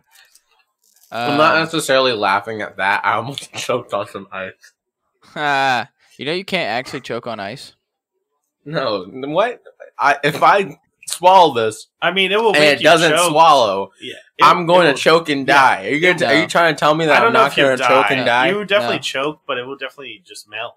It'll melt. Your body will melt it, and it'll become a liquid, and you won't die. Because So you think- can All right, choke, let's test but this you out, won't boys. yeah, No. you can. Let's test you this can- out, no, boys. No. From the can- podcast. You can choke For for a science. little bit, but like Don't 'cause- stop, Marquez. He tried it. He tried it. I will go. How do I about- make myself choke on this? think about I what don't know. choking is, though. It's like Stop! cutting off Stop! your airway. Stop! Marquez, Austin, don't tell him this anymore. Stop. Oh my gosh, he's throwing him. Oh, no. No, he's good. He's fine. All right. Why'd you freak out so much? You're scaring me. Well, first time somebody's died on our podcast, we can check that one off the list, Wes. Finally. No, it just But, I had a reflex. Yeah, don't do that. Stop. I'm not gonna do it. All right, thank you. Oh, I'm so excited for the supermoon, though, Wes. Do I mean, you, I love go ahead. astrological stuff normally. Like the Perseids just happened, and it was in conjunction with another like bright sky event. I missed it, but I try to catch this stuff when it happens. I love looking up at the stars and stuff. I want to do one of those ones, those eclipses where you get to just stare at the sun, like with the cool glasses. Why are you laughing? just because before you said just like with the glasses, you're like, I just want to look at the sun during an eclipse. Like, no, you don't want to do the sun. like, that's like don't do that 101. 10 out of 10 would not try at home. Did you guys? That eclipse happened like a few years ago. Were you guys doing anything during that? Like, I had so many friends try to like do parties and like go down. I'm sorry, this is a weird topic, but like I had so many friends. They like 4 of my friends drove down to Tennessee to like look at the eclipse. No. No, yeah, No. I was at work. I It was- was at a friend's house, friend's apartment, and tried to like go out and look at it, but it was cloudy, so I couldn't see it. That sucks. Yeah, I was on my way to work for Max and Arrows when the eclipse was happening. So Wes, your link isn't working. Yeah, I just now noticed that. You suck. It's all right. It was just Trump staring directly at the sun when that happened. I need that in my life. Can we get Just Google it. I'm sure you can find it. Oh my gosh. But hey, we're about an hour into this, so take a break real quick, and we'll come back. cool. Do we have to do anything, or do we push a No. button? Or No, Wes has got it all. Yes, Wes I'm going to stop the recording in 3, 2, 1. Okay. All right.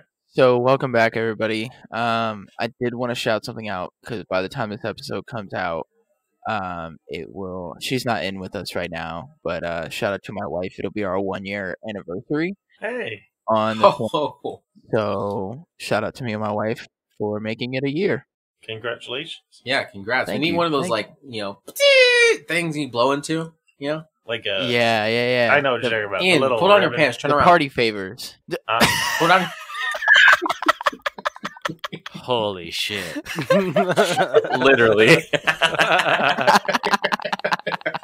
It's funny because I don't think Ian still heard what I said. No, I did not. Play that butthole like a trombone. It's cool.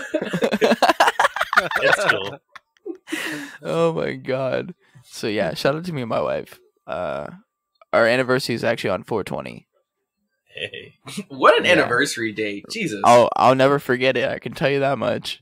Hey, shouts out to him. I Yeah, need one of them. It wasn't specifically because it was 420. It was like there were some other factors that were in play, but Mm. it was cool that it was 420. It is Yeah. the You one thing guys- that all stoners universally remember. Right. It's 420. Even though I'm not a stoner anymore and I don't smoke, but whatever. Did you guys have a big wedding, or was it like a We had like you a went to the courthouse? we did it at my aunt's house because they have like some land and they have a pole barn and it was supposed to rain that day. So shout out to my family again for putting all that together. We had like I want to say maybe 30 people. That's not too. Yeah, so it was It's just very like small.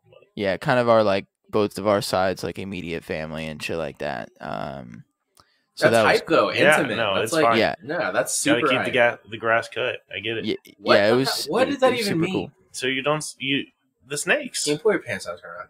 No, stop. Yeah, keep the snakes out of there. But yeah, and then we left the next day and went to Myrtle Beach for a week. Nice. Yeah, so that was I haven't that been was to Myrtle awesome. in a long time. I've never been to Myrtle Beach. You heard that song? It's like Myrtle Beach, Myrtle Beach, Myrtle Beach. Goddamn motherfucking Myrtle Beach. Have you heard that song? It's I want to hear it now. I do. I don't. know. I look up. I think it's the Myrtle Beach song. It's pretty funny. I mean, I'm typing it in. Ian, you always know the most Beach random obscure song. songs. it was I a literally- friend of mine who used to like scour the internet. To find, Sunny like, Ledford. maybe. Sonny Ledford. Well, this footage was from 2007 at Myrtle Beach, so maybe not.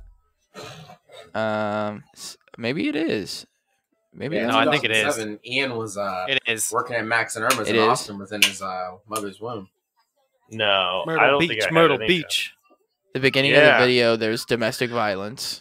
Oh. Wait, what? I haven't seen the Like, video. does it give you a warning saying that? Oh god, the top comment is this song makes me think of spousal abuse and cheap vodka that burns like battery acid. Is is it the Sonny fantastic. Ledford one? Yeah. Yes. Myrtle Beach, Myrtle Beach, Myrtle Beach. Goddamn motherfucking Myrtle Beach. Myrtle Beach, Myrtle Beach, Myrtle Beach. Goddamn, I love Myrtle Beach. I'm gonna smoke me a joint when I get there. I'm gonna drink a cold beer when I get there. Oh, that's amazing. I'm gonna lay This one is out great. when I get there. I have that This is added to my great. watch later. What is he doing to this girl? Domestic violence, my friend. What is this potato quality? This is great. This is exactly what I would expect to come from music made in Myrtle Beach. This is a video uploaded in 2009 that was clearly shot in 2002. Yes. This was shot in Is that Hulk Hogan? Did he have a picture of Hulk Hogan at Myrtle Yes, Beach? he did. Yes, he did. No way. The clout. That's fantastic, Ian. Oh my god. I'm Man, losing my you are- shit, dude. That is great. I ended up. You can hear the full story on one of our other episodes. I don't remember. It'll come out eventually. No, the one it's already out. Oh, okay. The story of the drunk lady yelling at me. What? Yeah, yeah. Because Now Oh, was I'm that just around the intrigued. same time as Myrtle Beach? yeah, that was Myrtle Beach. Okay, so that's astrology for alcoholics. I think that's what it is. Yes. Yep. So, my wife was pregnant at the time, and I went and took a walk. I went and grabbed a beer and took a walk on the beach by myself, and drank a beer. And just like chilled and just gathered my thoughts together, whatever. Well, as I'm walking back, I hear this drunk lady go, "Hey, do you guys have a lighter?" And she's like talking to this couple, and they're like, "No, we don't." And I was like, "Well, I do." And so I went back and gave her my lighter, and ended up like talking to this two dudes and this chick, and then there was like a couple, and this chick was fucking slaughtered, dude. She was fucking wasted. Anyways, the one dude that was really cool, he was from Ohio actually, and he was like, Myrtle Beach is like Ohio's vacation spot. It is. It's like it's A lot of people Myrtle go. Beach. Myrtle Beach is Ohio's second home. I'm pretty sure is what he said, and I was like, yeah, that makes total fucking sense actually. But yeah, the drunk lady ended up like throwing my lighter, and it took me like a half an hour to get my lighter back. By the Why'd time she throw your lighter? because the couple, we were telling jokes, and the couple said some like joke about cancer or something like that, and the fucking chick like hated that. She just got like super pissed off about us making a joke about cancer, and like the couple ended up walking away because they could, and I was just trying to get my lighter back. And she told me, she was like, "I hope you get cancer, I hope your kids get cancer, I hope your whole family gets cancer, yada yada yada." And like, But yeah, you didn't even make the joke. no, I didn't. No, I was in trouble for laughing at the joke, but and she ended up throwing my lighter, and then the dude that was from Ohio like watched her throw it and went over and picked it up and like gave it to me. And like we were like a good like 100 yards away from the water, and she was like, "I'll throw your lighter into the water right now." And I was like, "Can you just throw it like now so it'll land in the sand and I can go get it? Like you're not gonna be able to throw it to the water." And Dude, that's you don't know. the She case, could have been like, Tim Tebow with that shit. yeah, whatever. I highly doubt that. Especially with how drunk she was, I'm surprised she even knew where the water was. Fair. That's crazy. Other than that, I had a great fucking Myrtle Beach experience, and it was awesome. Yeah. No, we didn't have a huge wedding, but it was cool. That's cool. That's good to hear. It was supposed to I'm rain that glad. day, and it actually didn't. Did Nice. not rain. Was it sunny? Yeah, and it's Nice. it sprinkled a little bit after the whole ceremony was over, but it never like fully rained. And it made a rainbow? Mm-hmm. That's sweet if it did. But if not, it's nice to think that it did. I don't know if it did. Why but didn't you just hit me? I didn't mean to. I made a rainbow motion, and it accidentally hit you. I forgot why I started talking about this in the first place. I just asked no, you about it. you were shouting out. You were shouting out. Yeah. I remembered. Yeah. Speaking of beaches, Myrtle Beach is fine. It is not my second home. I am an Ohioan, and it is not my second home. He's like, I like the Buckeye Lake. That's my beach. No. He's one of those Ohioans. Virginia Beach. Virginia Beach is a great beach. I love Virginia Beach. Ian about to baptize his firstborn it's son in super- Ohio. No, I would not like to do that unless he wants like a third arm. You like Dipping them in Alum Creek. Theodore, I thee christened thee. No, but Virginia Beach is a solid beach. They got some great she-line crab soup. Good stuff. Good stuff. The worst beach that I've ever been to is Panama City Beach. It pisses me off every time I go there because there's literally just the rudest people are there, and all of their stuff is completely like run down. Like it's like all their resorts are really nice, but like if you try to go outside of the resort, like there's like a strip club that's not even there anymore, and there's like a 7-Eleven, and then there's a Circle K next to the 7-Eleven, and then there's a McDonald's that's broken down and not there anymore either. And so it's like there's nothing really to do there. Ian's pissed he can't get his tits and his slushies at 7-Eleven. I'm just pissed because it's the worst beach. That's literally what you just said. You're mad that there's no I've strip never club been. I've and never there's been no to it. 7-Eleven. No, but I'm trying to explain the area of what we're in. The area is Name not a nothing good area. that's value. There's no good restaurants. There's no good titty clubs if you like that. And there's no We good, know you do. There's just nothing good. Right. There's nothing good there except a beach, but the people that go to the beach are like annoying. We went during the 4th of July, and literally like for the first 3 nights, people would just go to the beach and fire off fireworks, which is illegal to do. And so the cops would just swarm, and they would always leave by the time that the cops got there. So the cops would just swarm literally all the time, like every night around midnight. but everybody would be gone, and I couldn't sleep. I was pissed. Have you ever been to a beach where you had to pay No, to be on the beach? Don't go to Jersey Shore. Okay, that's good. Yeah. I almost made a trip out there, but that's good. You have to pay to go to the beach at Jersey Shore? Jersey Shore fucking sucks. Don't go there. Yeah. What? Yeah. When I went, it was the off season, so like me and the buddy that I went with, like you could just walk onto the beach. But during the on season, like they have like wristbands, I think, and you have to like pay to get on the beach and like for a certain amount of time. Yeah. Is that for also their citizens or like the people that live there?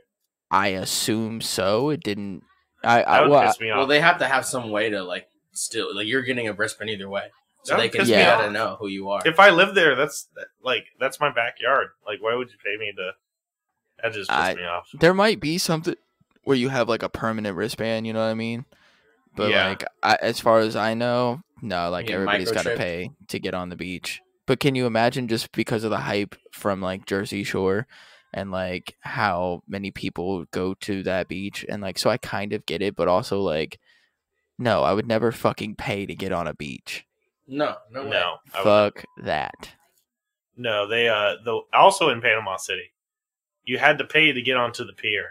That pissed me off too. I wanted to walk that What? pier. Yeah. So No. I typed Panama Beach bad into Google, and the search What suggestions keywords? immediately go. I mean, this might be a little biased. I don't want this to be the podcast stance that Panama City is awful all the time. but some of the time. Too late. But the Google search suggestion, the first thing it comes up with is Panama City Beach smells bad 2019. And then in the little box where it has the Google, like, people also ask, how bad is Panama Beach? It's ranked number 22 as the most violent cities in all of America. Nice. And then all the other searches under that are, is Panama Beach safe? Is Panama City Beach safe for families? Are there sharks at Panama City Beach? If you have to search whether the beach is safe or not, you probably just shouldn't go there in the first place. I'm just pointing that out. People down there trying to ask if they can lay their beach towel next to you, motherfuckers pulling out knives. Like, Yeah. Get away. It's what Yeah. it's making it sound like. The coolest thing I saw there though was that there was a water. Oh shoot, I can't remember what it's actually called, but it's like a water tornado. A cyclone? I think I don't know. It doesn't come onto land. Like it will That's never. a cyclone. Is it? It was pretty sweet. It touched down, and I literally was like, "Is that a hurricane?" But it wasn't. But Water it spout. was sweet. We saw it from the distance. It was a water spout. Yes, thank you. That's what it is. Yeah. It was really cool. What a lame name. It was really cool. Whoa, look at that water spout! Hey man, it was cool. It was like the best thing about Panama City. Like after I figured out I wasn't going to die from it, so it was sweet. Other than that, everything else about it. I mean, they had a cool shopping mall area, but it was pretty lame after that. So, talking about, we were talking before about the coronavirus and shit. Mhm. I just wanted to clear the air for some of these people out here that think that it was man-made. And I saw a post on Facebook earlier that said that a Harvard professor was arrested for concealing funding from a Chinese lab connected to the origin of the new coronavirus. And so basically they were saying that this Harvard professor like sold China the coronavirus. And that's not true. Just so people know. Okay. That is not true. They did not. And we've used this website as a fact checker before, but Snopes is actually the one where I'm getting my information from. So I'm going to trust Snopes on this one. Yeah, if you all remember our classic Snopes games. Did you I should ever hit the think it was man-made? randomizer. No. I never thought it was man-made. Who would make something like this? Is it the Holocaust? Well, I don't know. China is. There's no way that anyone could, I feel like, make something like this and get away with it. If you're making something like this, they're gonna catch your ass. You're done. I heard somebody whose name I don't remember, but that I trusted at the time, an expert talking about they work for like disease prevention and like the CDC and shit like that. So like it was somebody who understood what they were talking about, and they were saying that if this was man-made, then it was like really poorly made, and like that if they were gonna make something that was gonna take down the population or whatever, like somebody who would make something like this would use it as a bioterror weapon or something like that, that it wouldn't be engineered to do the things that it's doing, and that nature is way better at creating things that we should be scared of than people are to begin with. Mm-hmm. So I never really bought into the man-made thing, although there was quite a few conspiracies dating back to December when this all first started happening, like that there was a guy who worked for a biomedical lab in Wuhan that had supposedly like taken the virus out of the lab, and he was the source of it, which turned out to also not be true. Wow. I don't you just love how much just fake freaking news is out there? Jesus. There's a lot. Okay. What were you saying? You should go ahead. Yeah, speaking of fake news, my girlfriend's grandmother loves to look just at anything Facebook, and she like found this article that was telling them to drink hot water because hot water would cure anything. It literally said it was going to cure diabetes and heart disease and high blood pressure. Oh my god! And they said don't drink cold water because that causes everything. I'm like, this is so bad. Speaking of crazy shit like this, this past week, one of the people that works in the building that I work with told me that he thinks that the majority of doctors and nurses out there are only in it for the money. Oh, yes. Come on, man. I don't know about that. Yes. I've met some pretty committed doctors. And then he nurses. goes into his experiences with doctors. And he was like, I had pneumonia, and I went into the doctor, and the doctor came out, didn't even look at me or like check me or anything, and just said that I had the flu and then sent me on my way. And he says that garlic water or lemon water will like cure anything. He said that you can basically be cured from any disease in 4 days. I don't listen Where to all these all that Goop stuff. Lab people at? Yeah, have you ever seen the Goop Lab with Gwyneth Paltrow? Oh god, No. I hate watch that. It was stupid. Yeah, we hate watched it too, Wes. Yeah. It was trash TV. And I'm sorry because I don't want to trash talk Gwyneth Paltrow, but like she's crazy. I'm not gonna say she's crazy. Oh, I want to trash talk her. But I mean, I'm not a big fan of people who use holistic medicine and like practices and they try to pass it off as being a cure-all for everything. I think that, you know, your body is going to take care of a lot of things on its own, and what you might think is, you know, the healing from your crystals is probably just the healing from your actual body. If you're not taking any other medicine, it's probably just your body doing stuff. Like we have What's effectively that called? our own like healing Placebo. factor. We're mutants. We're freaking Wolverine, but just not to that degree. Thank You you. know, Wes. like we grow back like parts of, not to say parts, but like pieces of our body when they're like sliced or cut or stuff like that. You know, people don't get gunshot wounds and then they're just like, well, got this hole inside. Yeah, like, you know, to the degree of the severity of the injury, you might need like skin grafts and stuff like that. But like we heal ourselves, like, you know. It's that placebo effect of like talking about the crystals. You know, people are like, "Oh, these crystals, like, you know, keep me healthy," when really it's just like the placebo effect of it, where you're like almost tricking your brain into thinking that you're healthy or working to get yourself healthy, when really, you know. And like stuff like the crystals, I don't care too much about because it's something that's not going to harm anyone else around you or you. No. But like in like that one episode of the Goop Lab, she literally had her team go out into these freezing Arctic waters and like telling them that that's going to, if you reduce your body temperature to these like super like just not normal levels for a human, it's going to help you cure depression and all this other type of stuff. And I'm like, don't tell people that, because there's gonna be people out there that are gonna buy into that completely, and they're gonna do it, and they're gonna get hurt.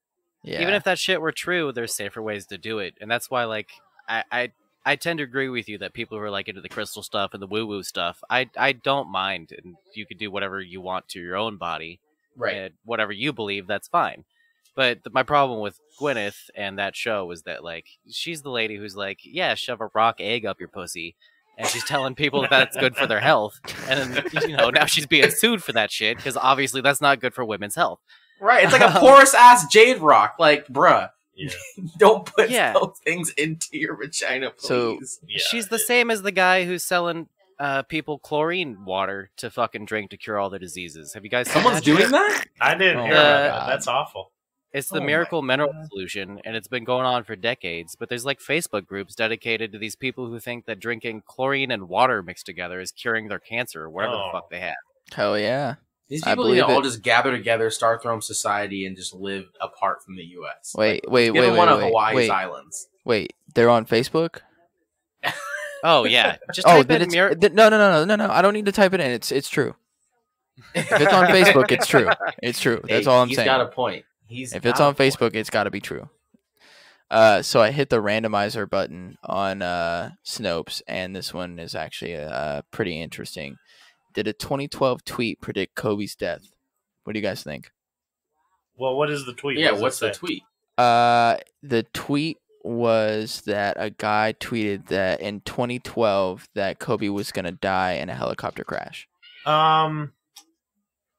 It might have just been a coincidence. I'm going to say that I think it's just a lot of these things is coincidences. Like everybody's saying, like Matt, the Simpsons guy who created the Simpsons is like telling the future and all that stuff, or is from the future. I think it's a lot of coincidences. Do they get a lot of coincidences like super close? Like, yeah, they do. But I think it's just.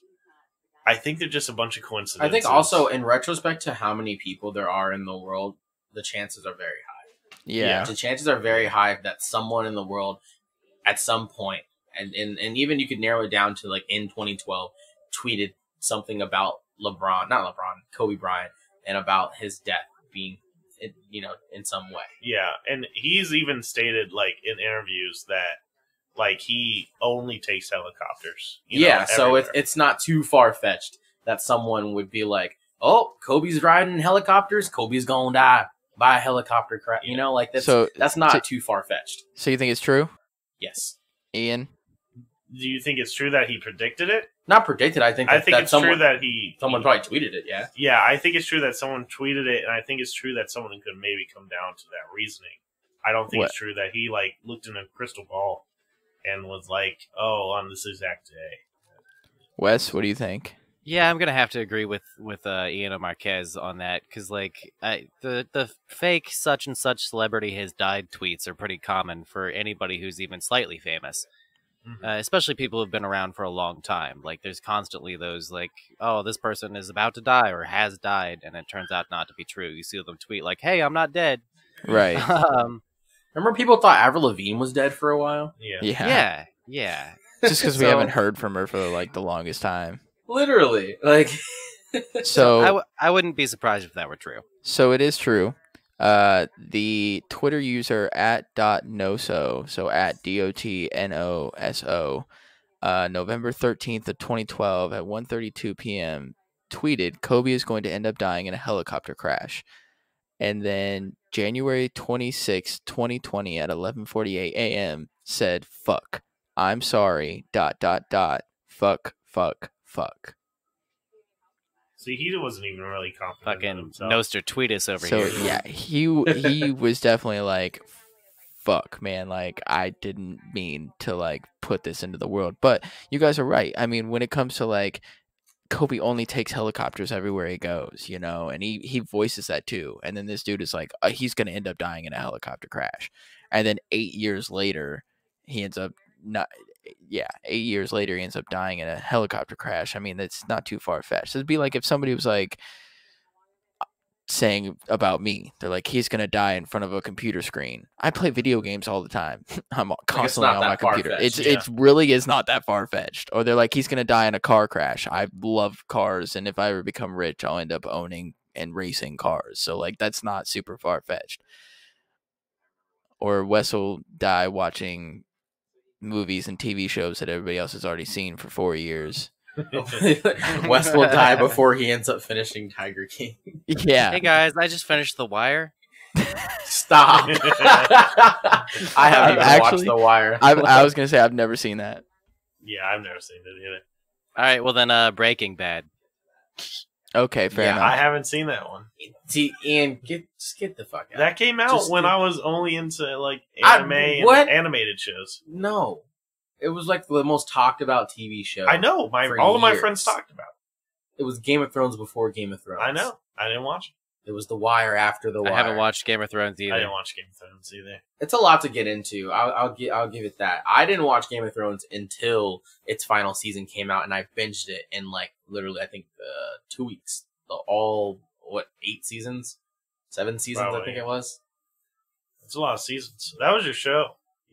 I literally came home because this is when I first started playing Magic the Gathering, and buying the cards and stuff. So I would literally come home, bring out my big ass box of Magic cards, and just organize cards while I watched Game of Thrones. And I just did that for 2 weeks straight until I finished the show, or got caught up at least. Interesting.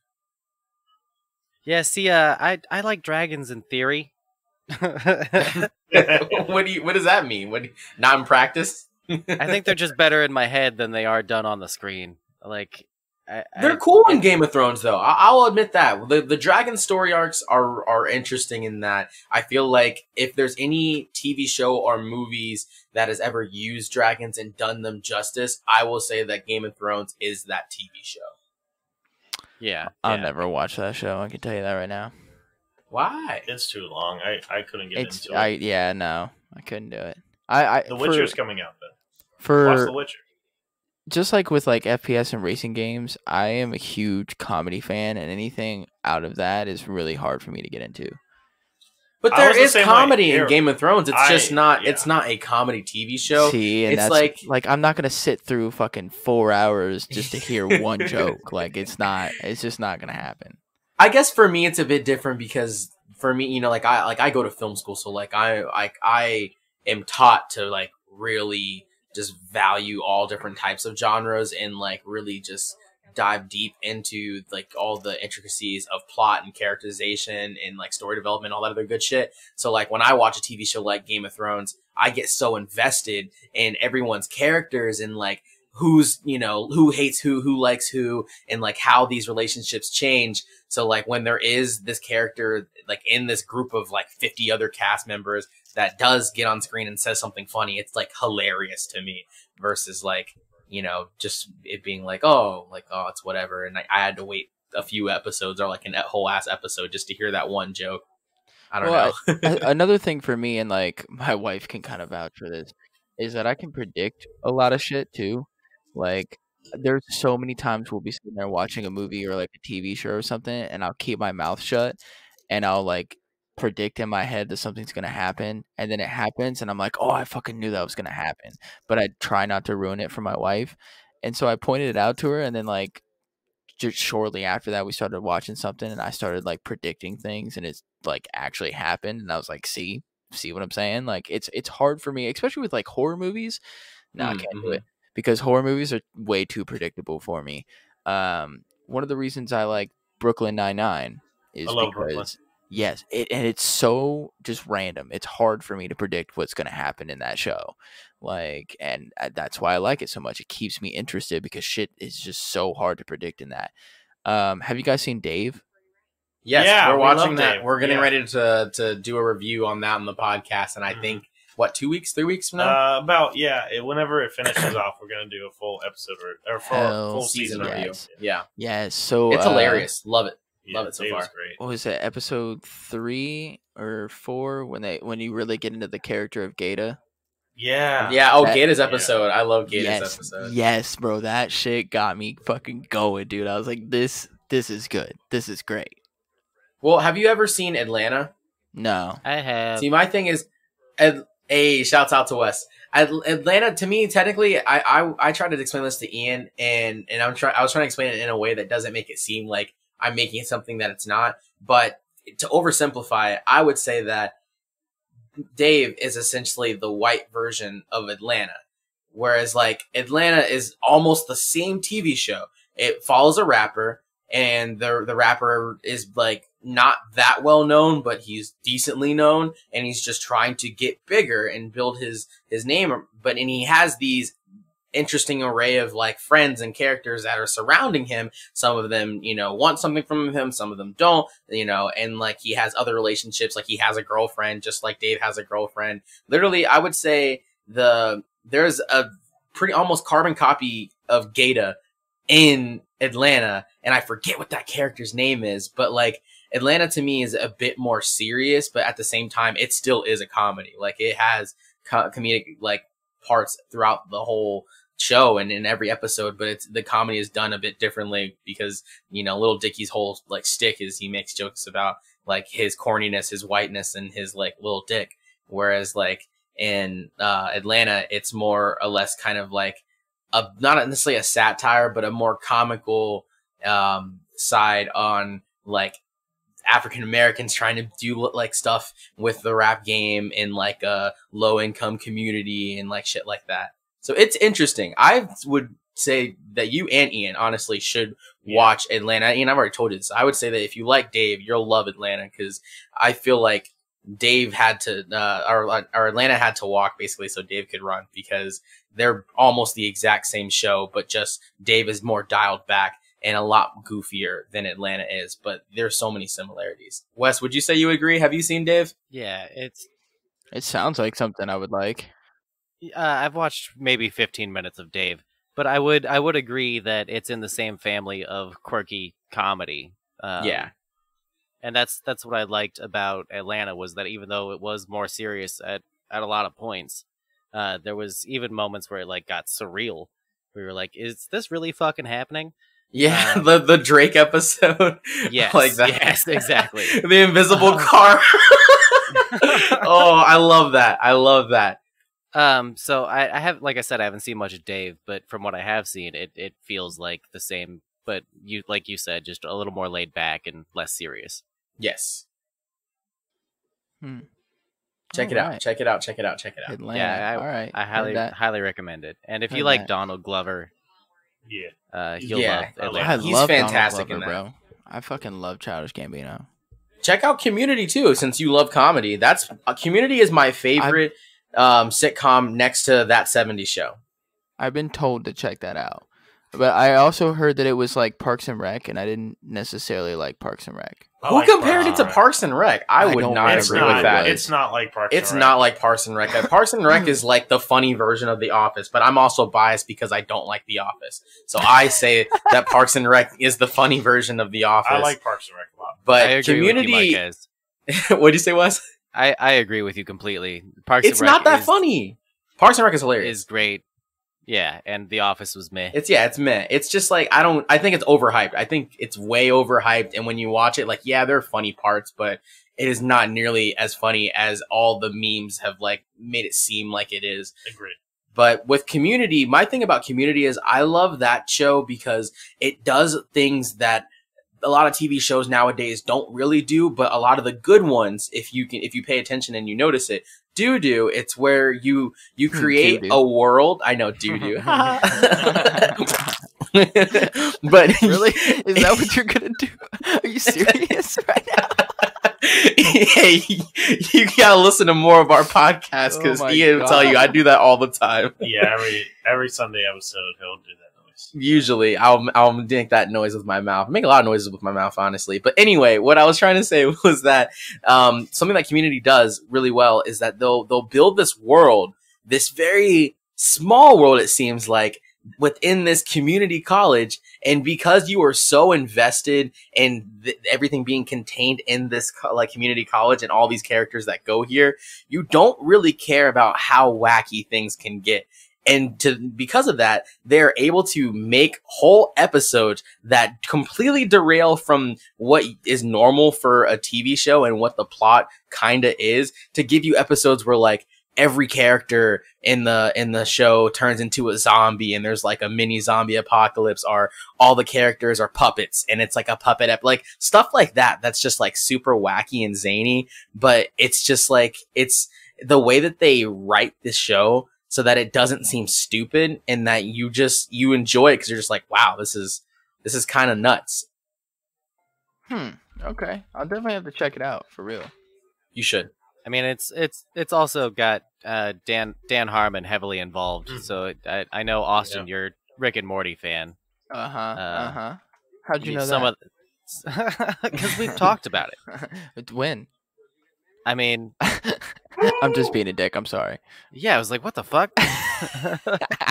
You being serious right now? No, I'm not. Not at all. I'm so sorry. So sorry. Oh no, it's all good. But yeah, I'll definitely have to check that out for sure. Please do.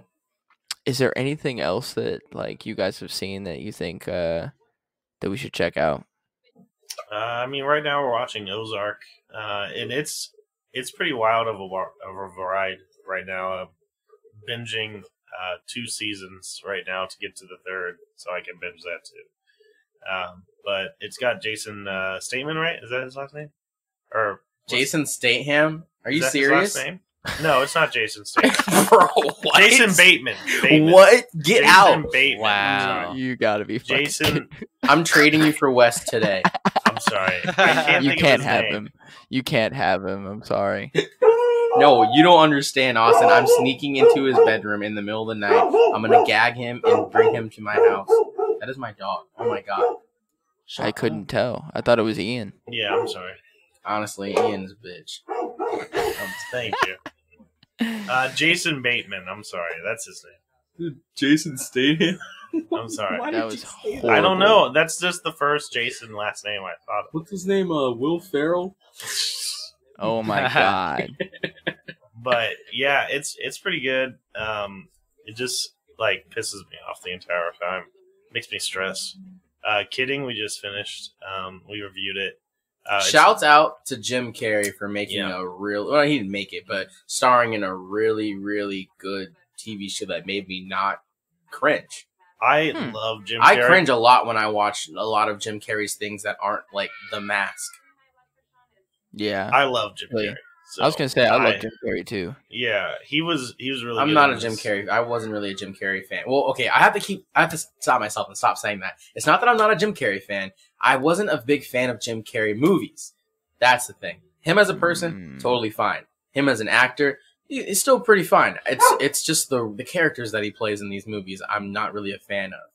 God, the hottest of takes all episodes. Like right. The whole reason most people love Jim Carrey to begin with is because of the movies. Yeah, I think he's great. I think that's literally the first time I've ever heard anybody say, I enjoy Jim Carrey the person, not the actor. Like Liar Liar was awesome. Bruce Almighty. I love Liar Liar. No. Me, Myself, and Irene. Bruce Almighty cringe. What? What? What do you say? I want to take that lasso and put it over the moon. I want to get that, bring that. Like what the? What did he? I think there's a bunch of other cringy things that he right says now? in that. I want to. God. I almost want to just end this right here. You have actually. Hurt me a Okay. little bit. Saving grace, small saving grace. I will say that Bruce Almighty is infinitely, and I mean this, infinitely better than Evan Almighty. My God, they should have never made that film. Well, yeah, that's a given.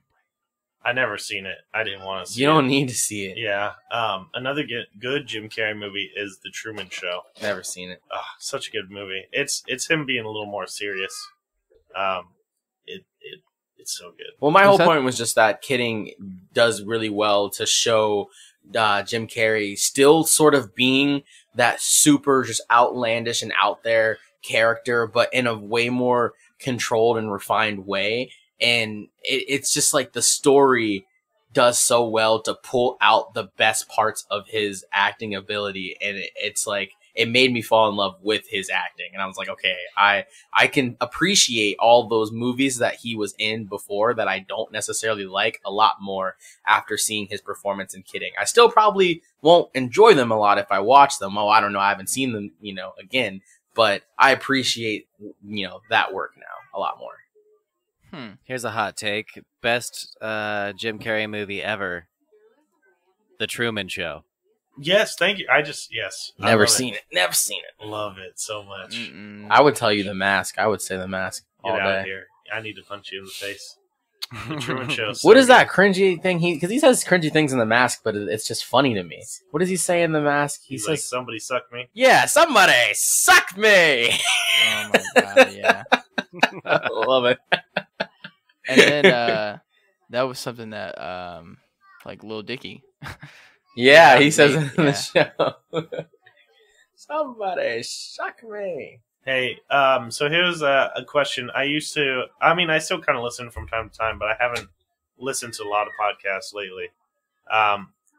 Do you guys still do the book segment where you get out that book and like Yes, read we do. off?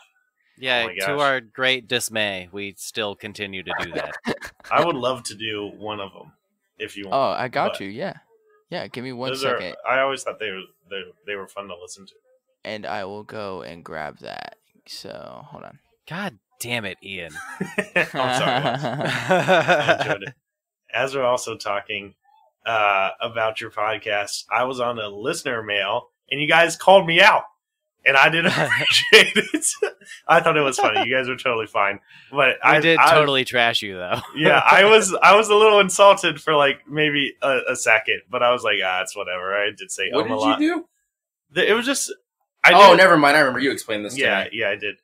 They just, I know they like to get listener mail, so I tried to chime in and just talk and have a conversation, and then they just pretty much shit it all over my statement that I made. So Yeah, we're total dicks. It's a hot take. I was gonna say, Ian, did you listen to the episode where? yeah, we I had did. you- I did. It's fine. It's all right. I'm not mad. You guys are great guys. Oh no, we're the worst people. I totally forgot to even talk to you about that. I meant to like message you when it first came out and like say something to you and then be like but I totally forgot about that. Like, hey man, just a heads up. We shit talk the heck out of you on the podcast. Yeah, I knew how it was going to go when they said, just get fucking on with it. And I was like, oh, damn. They're about to ruin my life. Marquez, have you heard it? No, I don't think I've heard it. It's literally Ian going, and so my parents, back in like 2001, and they I know, it was bad. It was bad. I was driving. I was driving onto work. Ian, you realize that's how you tell a lot of stories. It is, yeah, it is, because I'm trying to remember everything. No, we only roast you because we love you. That it was all out of love, and we did appreciate you calling into the show because fucking nobody else has done that besides Carl, who also we roasted. Yeah, I'll call into the show. I'll call in right now. 600 Can I do that? 614-600-2056. Yeah, you should be able to. I think I have the notifications turned off. If I call in right now, does that mean that you guys? It'll just go to voicemail. It'll just go to voicemail, and then Wes will have it. What's the number? 614-600-2056. I'm curious to see what will happen on my phone because I got a new phone. Oh, okay, there it is. There it is. Can you actually answer that, Wes? I can answer it. But you don't want to. You want the voicemail. I'm not going to. I'm just gonna let it. Yeah, ring he the went into voicemail. another room. Yeah, he went into another room to leave it. I'm gonna make him wait. I'm just gonna let it ring the whole time. Wes, give me a number between 1 and 2,000. Well, Ian, actually, since you want to do this, give me a number between 1 and 2,000. 700.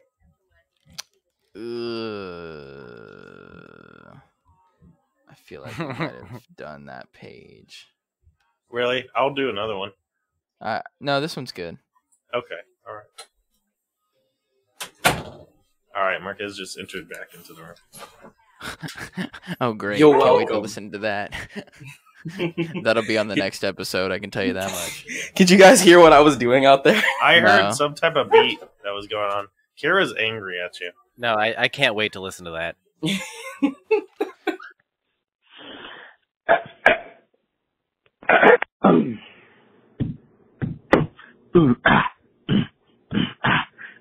I need a double cheeseburger and hold the lettuce. There'll be fun, no seeds from the bun we be up in this drive-through. Order for two. I got a craving for a number not like my shoe. Here's another here in this chisel. For hizzle, my nizzle, extra salt on the bizzle. Dr. Pepper, my brother. Another for your mother. And don't forget the fries. Better make them super size. Weston Austin is a bitch. So 700 is in the middle of a page, so I'm going to go to the next one, which would be 703. Okay, that's fine. But the first question is, what is your favorite word beginning with the letter X? Oh, I remember this actually. I remember this. being Xenos. The church? Yes, Oh my because God, that bitch a seriously? cult, and it's so funny to listen to. Well, okay, it's funny but sad to listen to people's like stories about that place. Yeah, I went to Xenos for like twice. Dang, you got out the cult. Shouts Yeah, I out did to you. actually. Yeah, I yeah. never went to Xenos. That place Ian's- was like right next to my dad's house when he used to live over by one of their churches. Huh. I don't want to dox my dad on the podcast. Sorry. So actually, he moved. Oh, yeah. Xylophone. Don't Xylophone, fucking say. that's- Don't fucking say. That's no. the first thing No, that take came it to out. me. No, don't. No, don't. that's He's not mine allowed to too. say that. That's mine. You can't Xylophone? say xylophone. Why? That's the first thing that came to mind. There's Can some. I- You gotta be another. Can zebra. I actually do X, it because X I works. was in percussion Okay, that's fine. and I actually played a xylophone? Yes, I Then- feel like that's fair Okay. for you. Okay. All right, fine. Damn it. Damn, all these rules for just like these questions. I This know. is the first question. I know. I was gonna say Excelsior, but it starts with E. Excelsior. It starts with E. Yeah, it does. Can I give my answer? There's not many words that start. Yeah, go ahead. I'm gonna look up an animal that starts with X. I was gonna go Xenomorph. I'm a huge No. Ridley Scott fan. That's I love the original Alien movie. I love Alien 2, and I'll even tolerate Alien 3 and 4 because I love the fucking creature so much. Wait. Nice. Real question here, though, Wes. How do you feel about Prometheus? I will ride till I die for anything Alien.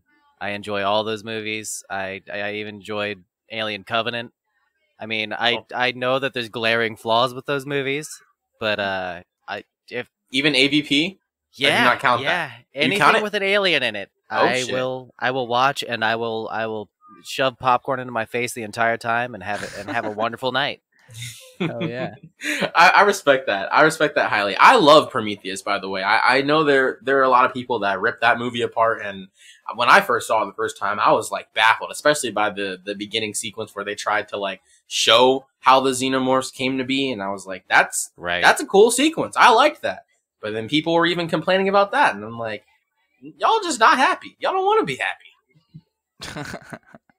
Yeah, I saw a lot of the reactions online being like the scene where she's in the med bay thing doing like a C-section on the alien, and then it just staples her shut, and then she gets up and walks away 5 minutes later. People were like, that's the part where it ruined the movie for me. I was like, who gives a shit? Right, it's like stuff like that. I'm like, dude, we watch movies where talking raccoons with jetpacks are a thing. That's what breaks the movie for you? Like, oh my gosh. I found an animal with an X that I like. It's called an Xrus, and it's African ground squirrel. I like the name. So Dope, Alrighty. repping them ground squirrels. sorry, Alrighty. I just can't think of anything that comes to my mind. Next question. What's the most embarrassing thing your parents did to you as a kid? Ooh. That's Oh, interesting. easy. One time, oh my god, I love telling this story. One time, back when I used to go to church a lot with my dad and his wife, there was this it was like a Christmas party. No, it wasn't Christmas. It was Halloween. It was a Halloween church party, which right there should tell you this ain't about to be fun. But anyway, all of like the little church kids were talking about, oh, I want to be like king this or knight this, or, I'm going to be Jesus, and like all this like dope stuff. And I'm like trying to tell my dad, like, Dad, like we got to go to the costume shop. Like I want to be a knight. I need a sword, some chainmail. And my dad was like, I already got your costume, Marquez. And I'm like, okay, well, what'd you get? And he's like, oh, I'll show you, like the night of. So it's the night of, and he pulls out this onesie, this red onesie, and a bunch of fake ass plants from Joann Fabrics, and he proceeds to tape it around me and told me I'm the motherfucking burning bush. That's Oh, hilarious. no. And I went to this party where everyone's dressed up like kings and queens and knights and shit, and I'm wearing a onesie with fake plants taped around me. That's hilarious. I was so No. embarrassed. I literally begged my dad, almost in tears. I was like, can we please leave? Like, after an hour. Like he made me stay there for at least an hour, but I was like literally like almost in tears. Like we have to go. Like I can't be here. That's Dad, I don't want to be the burning bush anymore. Your dad's okay. Fun story about Marquez's dad. I met him for the first time maybe about like a month ago, and he swears that I went to high school, but I never did. We went to completely different high schools. I met this man in college. And he's like, "Oh yeah, you're that one friend who would always come over." I'm like, "No, I'm not. But nice to meet you." He's like, "Yeah, I remember you." Not all white people look the same. Truth. But I got a good embarrassing story. So my family likes to eat out a lot. It's more so probably because of my grandmother, who lives with my mom and my dad. But so we went to O'Charlie's once, and we had a coupon for like a free appetizer, and my mom loves coupons. She just like she's one of those typical like I need to find a coupon type of person. So she found this coupon. It was free appetizer, and she completely forgot it at home. And so we're eating, and the bill comes out, and she's like, "Oh, like I don't have my coupon. I just we come here a lot. Can you just put this onto our bill and comp it, because I do have a coupon. I just didn't bring it." And they're like, "No, we can't do that." And she's like, "Well, we come here like a lot." And she's like, "No, we can't do that." So she's like, got really pissed off and asked to talk to a manager. And so this manager comes out, and as we're like eating, like finishing up eating, but also like paying for the bill, she is just arguing with this man about how we come there a lot, like so much, like enough to just get a free appetizer pretty much. And it was so cringy. I was on the other side of the table, so I wasn't like right next to the arguing, but I just was like, "Oh my gosh, please just stop. Just accept that you forgot the coupon. Like it's really not that big of a deal." And like she literally towards the end of the argument, she was like, the guy was just like, "We're not going to do this for you, but if you want," and he was trying to talk to her. And she's like, "No, we're done with this conversation." And then she like continues to like cut whatever food she has on the table and tries to talk to one of my dad or my brother, just as she's like trying to ignore this manager man now, who's like arguing with her. And he's like, ma'am. And she's like, "So how was your day today, honey? Was it good? Was it fantastic?" And it was like, oh my gosh. And he finally was like, "Listen, we'll do it. You just got to promise me that we'll see you back pretty soon." And she's like, "We will. We always come here." And then we didn't go back for like 3 months. It was so annoying. Yeah, it was, man. But we got a free appetizer out of it, so it was good. But you win some, you lose some, Yeah. Wes, what about you? When I was still religious and in church, I was probably like 13, 14 years old, and I was going on a mission trip to Tupelo, Mississippi. And there had just been like a huge storm there, and some of the buildings there were like in disrepair, so we were going to help like rebuild a neighborhood. But on the way there, one of the like youth pastors was driving us in his like Escalade, and I had to pee super bad, and the dude would not stop and pull over. Like we were on the highway somewhere in the middle of fucking nowhere, and he had just passed like the last gas station for 60 miles or something crazy, and I was like, "I'm gonna piss myself if you don't pull over at this place." And he didn't, and then tried to pull over somewhere on the freeway while we were on fucking just still going like 30 miles from the next place. And I peed all over the back seat of his Escalade, and then had to change pants in the trailer that we were towing behind us. Why wouldn't he stop? What the fuck? He just wanted to get there, and like we were traveling in a group with another youth pastor driving ahead of us. He was like, "We can't stop. We got to make time." And so I pissed in the back of his super expensive car. He said, "Jesus, take the bladder." The problem was none of the kids in the fucking youth group liked me very much. Like I was always the awkward kid Oh, and that there. didn't help out at all. Right. So I was like the stinky piss pants kid that like all the other Christian kids were like. I was singled out as the weird Jesus kid. That's irritating. Yeah, it sucked. That's hilarious. I would have pissed on his head. I would have sorry. stood up in the Escalade and peed right on his head. Right. For me, I think the only like really kind of embarrassing thing that my parents did was, I think I've talked about this before. There was one time. That wasn't my parents at all. Sorry. I was just now thinking about it. I'm like, wait, was this your dad? Because that just adds a whole new level of depth to this story. If the pastor was your... No, my mom let me go on the trip. That's really the only connection there. Well, God damn it, Wes. But one time we were driving in the car, and I was sitting in the passenger seat. My dad was driving, and my brother was sitting in the back seat. And my dad looks at me, and he goes, "Hey, is Charlie home?" And I look at him. I'm like, "What the fuck are you talking about? What do you mean, is Charlie home?" So he's like, "Is Charlie home?" I'm like, I don't know. He's like, "Well, should I knock and find out?" And I was like, "I mean, I guess so." So he dead legs the fuck out of me. I mean, like, full on, like, and my dad has, like, big-ass hands and, like, big-ass knuckles and shit. I got these puny little, like, girly hands, right? And big-ass knuckles, right? And he just fucking dead legs the shit out of me. And he's like, "Is he home now?" And I, like, oh, my God. Like, gave me the worst, like, because it's supposed to be, like, a Charlie horse, but, like, it was not a Charlie horse at all. It was just fucking him, my dad punching me in the leg, and then him and my brother laughing about it. And I was like, "You guys are fucking dick." I literally had a bruise on my leg. And I was like, "You guys was hemorrhaging in his leg." Yeah, I was like, "You guys are just dicks." I'm like crying in the seat, and my dad and my brother are just laughing at me. I was like, "This is fucking great. Cool." Wes, thanks. You should have pissed on Austin's dad's head. Yeah, dude. All right, next question. Have you ever colored in an adult coloring book, and did you like it? No, I've never colored in an adult coloring book. I don't even know what that is. You don't know what it... Come on, all the moms are doing it. Are you going to tell... Okay, now here's the thing. Now, I'm not stupid, so I guess I'm a mom. I fucking love adult coloring books.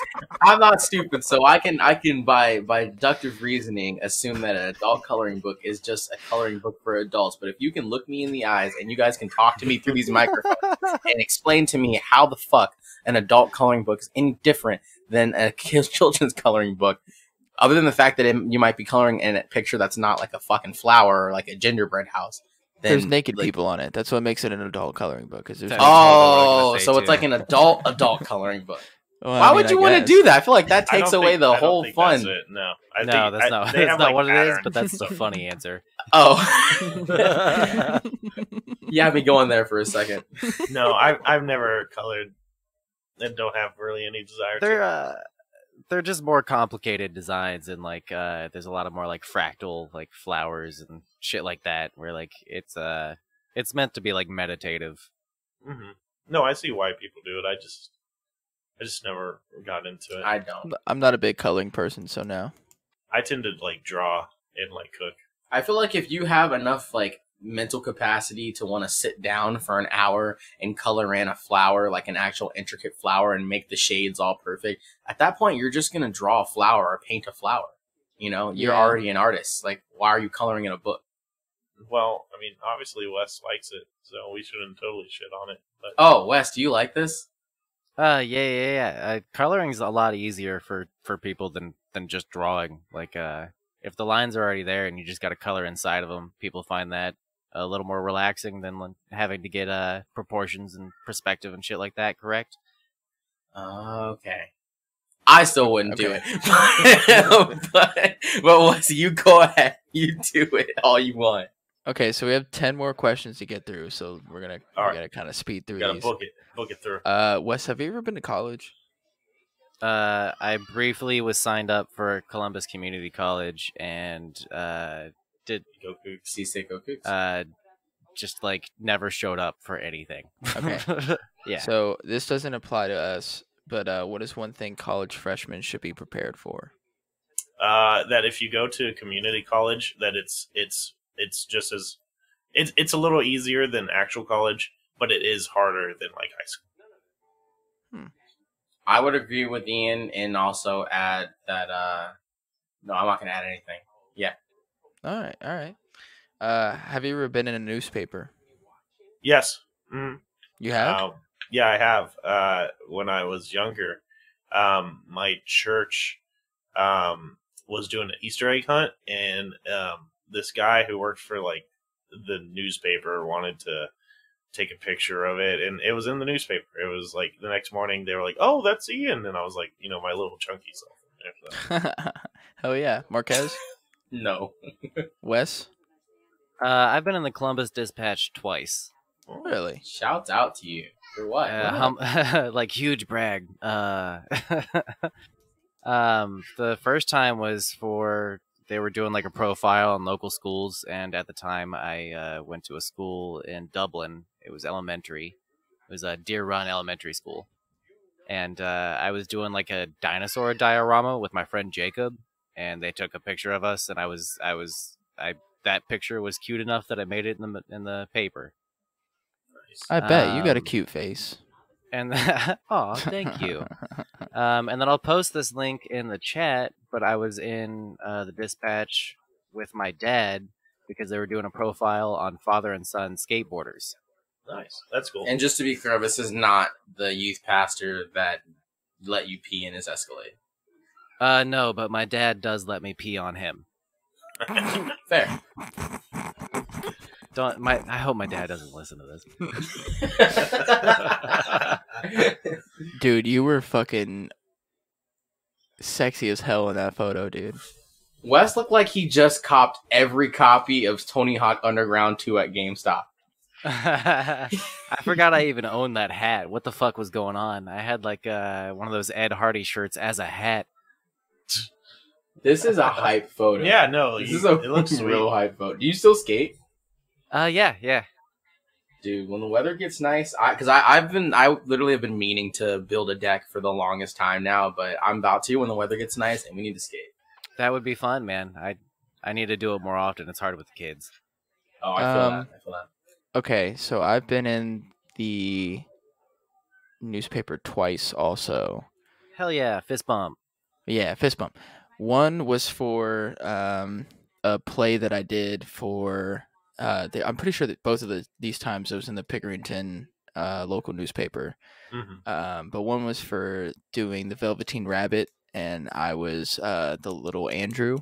So like I was like the main character. When I was like 10 or 11, I memorized 256 lines and had my own monologue. So shout out to me. Yeah, that's right. I used to be an actor. What up? And then the second time was at Pickerington North. They used to do Relay for Life. And I had a mohawk at the time and spray painted my mohawk purple. And a lady came up to me and asked me why I had like spray painted my hair purple, which obviously for Relay for Life. And she was with the newspaper and took a photo of me. And so I got into the newspaper that way. Nice. Yeah. What is your favorite trivia game? Ooh. Anyone that's in a bar. I love doing bar trivia. Oh, bar trivia was good. I hate it when they take over karaoke, but I love it. Like if you want to go, like let's go do bar trivia. I feel like every time I do bar trivia, I get so frustrated because the guy like makes me think that I know what I'm talking about, and then I'm like, I beep that buzzer, and I'm like, and then he's like, yes, and then I'm like, yeah, Rosie O'Donnell, and he's like, oh no, sorry, it's Jennifer Lawrence, and I'm like, I swear to God, you're wrong. That's just how I feel when I do trivia, because they'll say something, and I'm just like, no, it's definitely this, and like. And it's funny, too, because whenever I do bar trivia, all my friends, any question that has to do with TV shows or movies or anything, entertainment, they're always like, Marquez, this is you. And, like, I'm like, you know, they hype me up. And I'm like, I'm ready. And then he says something, and it's almost always wrong. And it's so debilitating. It makes me feel like I don't know anything. Yeah, I did Disney trivia once at a bar. And I thought I was like, I got some friends who were like, yeah, we all love Disney. Like classic Disney cartoon movies, so we're gonna rock at this. And it was just so like the only one that I really remember they asked was like, what was the cat's name in Bolt? And I was like, I saw Bolt, and it was not that bad of a movie, but I don't remember the cat's name. Was it Jennifer? Like, I don't know. Trivia questions be like, how many doors are seen in the Monsters Inc. movie? You're like, yeah, it's like, what? Yeah. Wes? Whatever the fucking online social connected trivia app that they had on the tablets Oh, that they yeah. said at your table at Ruby Tuesdays or Red Robin. Oh, those Yeah. are cool. You can like select a category for trivia, whether it be like 90s television or movies or toys or music or any of that shit, celebrity gossip. And then compete with people who are in the area or in the restaurant that you're in, or at the same restaurant across the country. So like I'm fighting some other fucking Red Robin customer. My wife and I played one of those. That's funny. Actually, shouts out to Red Robin. That restaurant's closing. If you guys didn't know. They're all closing? Yes. What? All Yes. of I them? like their one burger. Yes. That So one eat burger. eat them now. Go there now while they're still here. If they're not already closed because of Corona, they're about to as soon as Corona's done. Wow. R.I.P. Logan's Roadhouse closed down too. R.I.P. Indefinitely. Yeah, Wow. they were gonna close anyways, but because of the coronavirus, they just like Officially. they're done. Yeah. So. I was just gonna say trivia crack for myself if Wes didn't have anything else. No, okay. me and my wife just got sucked into playing that game at a Red Robin one day, and that was the best thing about our whole experience. The food wasn't great, but playing that game was a blast. Okay. Name one thing you could do to become a modern day Robin Hood. Obviously. Pillage all the hoarders' food and toiletries Yes. and give it to the Yeah. people who didn't get shit. I'm going with Or that one just actually. put it back into the stores and tell people. No, just because to then take people one. will just go pillage it. Just Or no, take they'll go one. hoard it again. Take one. I saw somebody had printed out pictures of toilet paper stacked up and then taped it up in their windows. Oh yeah, I I saw saw that. that. I saw that. That was fucking That's hilarious. Oh, That's funny. Has anyone ever said "I love you" and you couldn't say it back? no. I've Yeah, I'm always, gonna go I've with always said it no. back.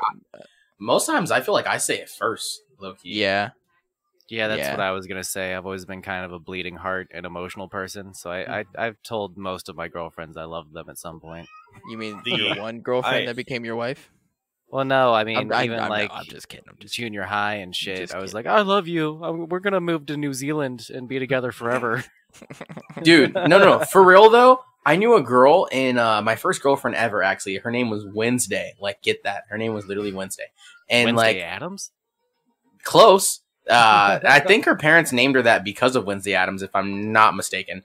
But Oh wow. she was my first girlfriend in 6th grade. Literally, like within the first like few weeks of knowing her, we were like we're gonna get married. We're gonna move to Japan because she was really into anime. She's actually the sole reason why I even got into anime and everything. Like, so I mean, it'd be real. The first actual girlfriend I ever had, it was hard for me to say that back when she first said it. Just because I wasn't really sure about our relationship, and then it's no longer here, so I guess I was right. Ian was like, "How are we gonna pay the bills? You're talking about love." but no, like it just What does that mean though? What were you worried about? it was kind of rushed. I think there was two things. Like How young were you? I was not young. The very first girlfriend I had was right out of high school. Oh, never mind, Yeah, man. I'm so- thinking like junior high, and you're No. like, I don't know how this is gonna work out. You don't have a job. No, I was very. I rushed it was just I rushed into it. I think was the main thing. I definitely knew that. I think she was like really into me, and we went on one date, and it went well. It just. I think we just didn't really have a lot of chemistry together. It is what it is. It's over now. So, and I have a very loving girlfriend that I love very much now. So, I did reject a girl though in kindergarten. So, she, I liked her and I wanted to go out with her at, whatever that meant in kindergarten town. But, you know what I mean? I liked her when I was little, and somebody told her that I did, and she said, I said, "Do you want to be my girlfriend?" And she said no. And then like after that, she was like, like a day later, she was like, well, if you want to be my boyfriend, that's okay. And I said, no, it's all right. And then we just moved on. You missed your chance, bitch. You know, we were just kindergartners. Something I think about a decent amount sometimes when it comes to like reminiscing on like old stories from when you're like in kindergarten and like pre-K and first grade. Like we recall these moments usually with like great accuracy, and we can like easily articulate and verbalize what happened in these moments. But do you think we actually talked like that back then? I feel like these conversations were like cavemen. Like we were like sitting there like, I like you. And the girl was like, yeah. And you're just like, date me. And she's like, no. And like, that's it. But like, you're recalling it as like being this actual huge conversation, where I feel like you don't do that in kindergarten. Kindergartens don't do that. No. But anyways, that was my story. So. Hell yeah. Yeah. Everybody cool to move on? Yeah. What was some of the best news you ever received? That's a good question. Mine was that my wife was pregnant. That's a big one, yeah. Yeah, that was definitely some of the best news I ever. And it being a girl was awesome. Like I wanted a boy, but yeah, definitely like finding out that it was a girl, I was like immediately teared up right there. I was like, holy shit. I'd have to go same answer for the first time. The second time, not so much. No. Wes was like, not again. Best news ever. I'm just kidding. He's like, I told you I shouldn't have come in your belly button. Jesus Christ. That's where you do it? That's where it goes, right? That's where it goes? Yeah, you guys have been doing it wrong this whole time, haven't you? Yeah, I guess we don't have kids, so I guess so. Told you. God damn. Okay. The best news. Oh, wait, Yep. were you gonna go? No, I already said mine. Oh, I It's thought just you us did. two left. I thought you did. I think the best news was I was still working at the restaurant, and I really wanted out. And my manager now used to work there as well. He used to be a manager there, and then he, switched professions, but he would still work there some nights. But I just Are you kidding me right now? The best news that you ever received was you could was go getting home out of the early? restaurant. Was getting out of the restaurant business. I mean, nothing crazy's happened right now. I thought it was like you being able to go home early. And I was like, are you fucking kidding me? No. He is like, my best news is when a customer didn't eat their roast beef sandwich and they left it. And my boss said I got to eat it. So I went out there and I had free lunch. No. But okay, No. being able to get out of the restaurant industry, I can agree with that. Yeah. I totally get that.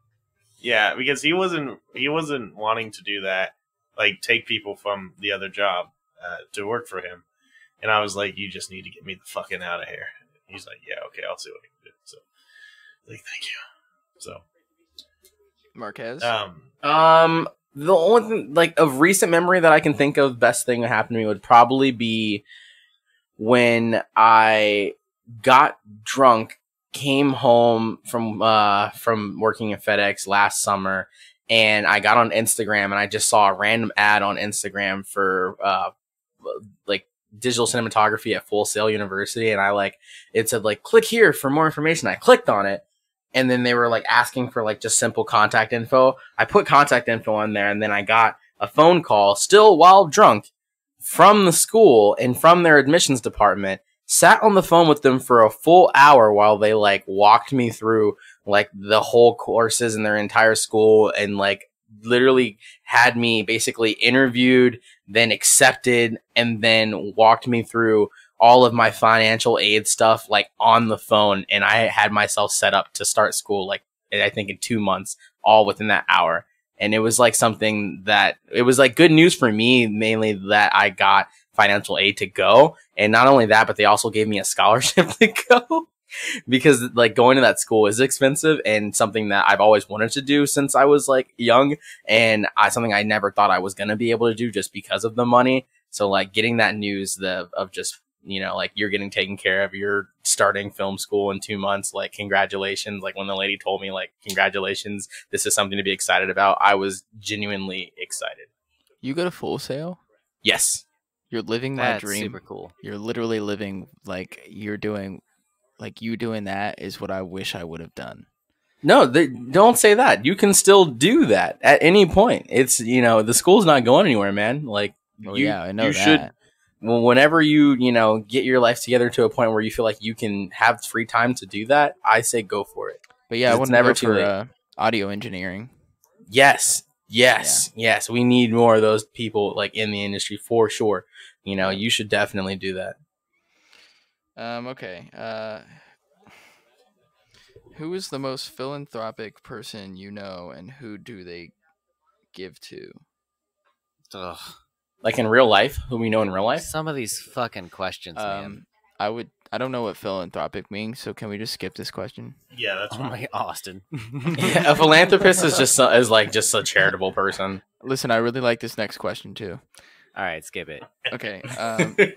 Is your belly button an innie or an outie? It's an innie. Mine's an If innie. anyone says an Audi, they need to off themselves right now.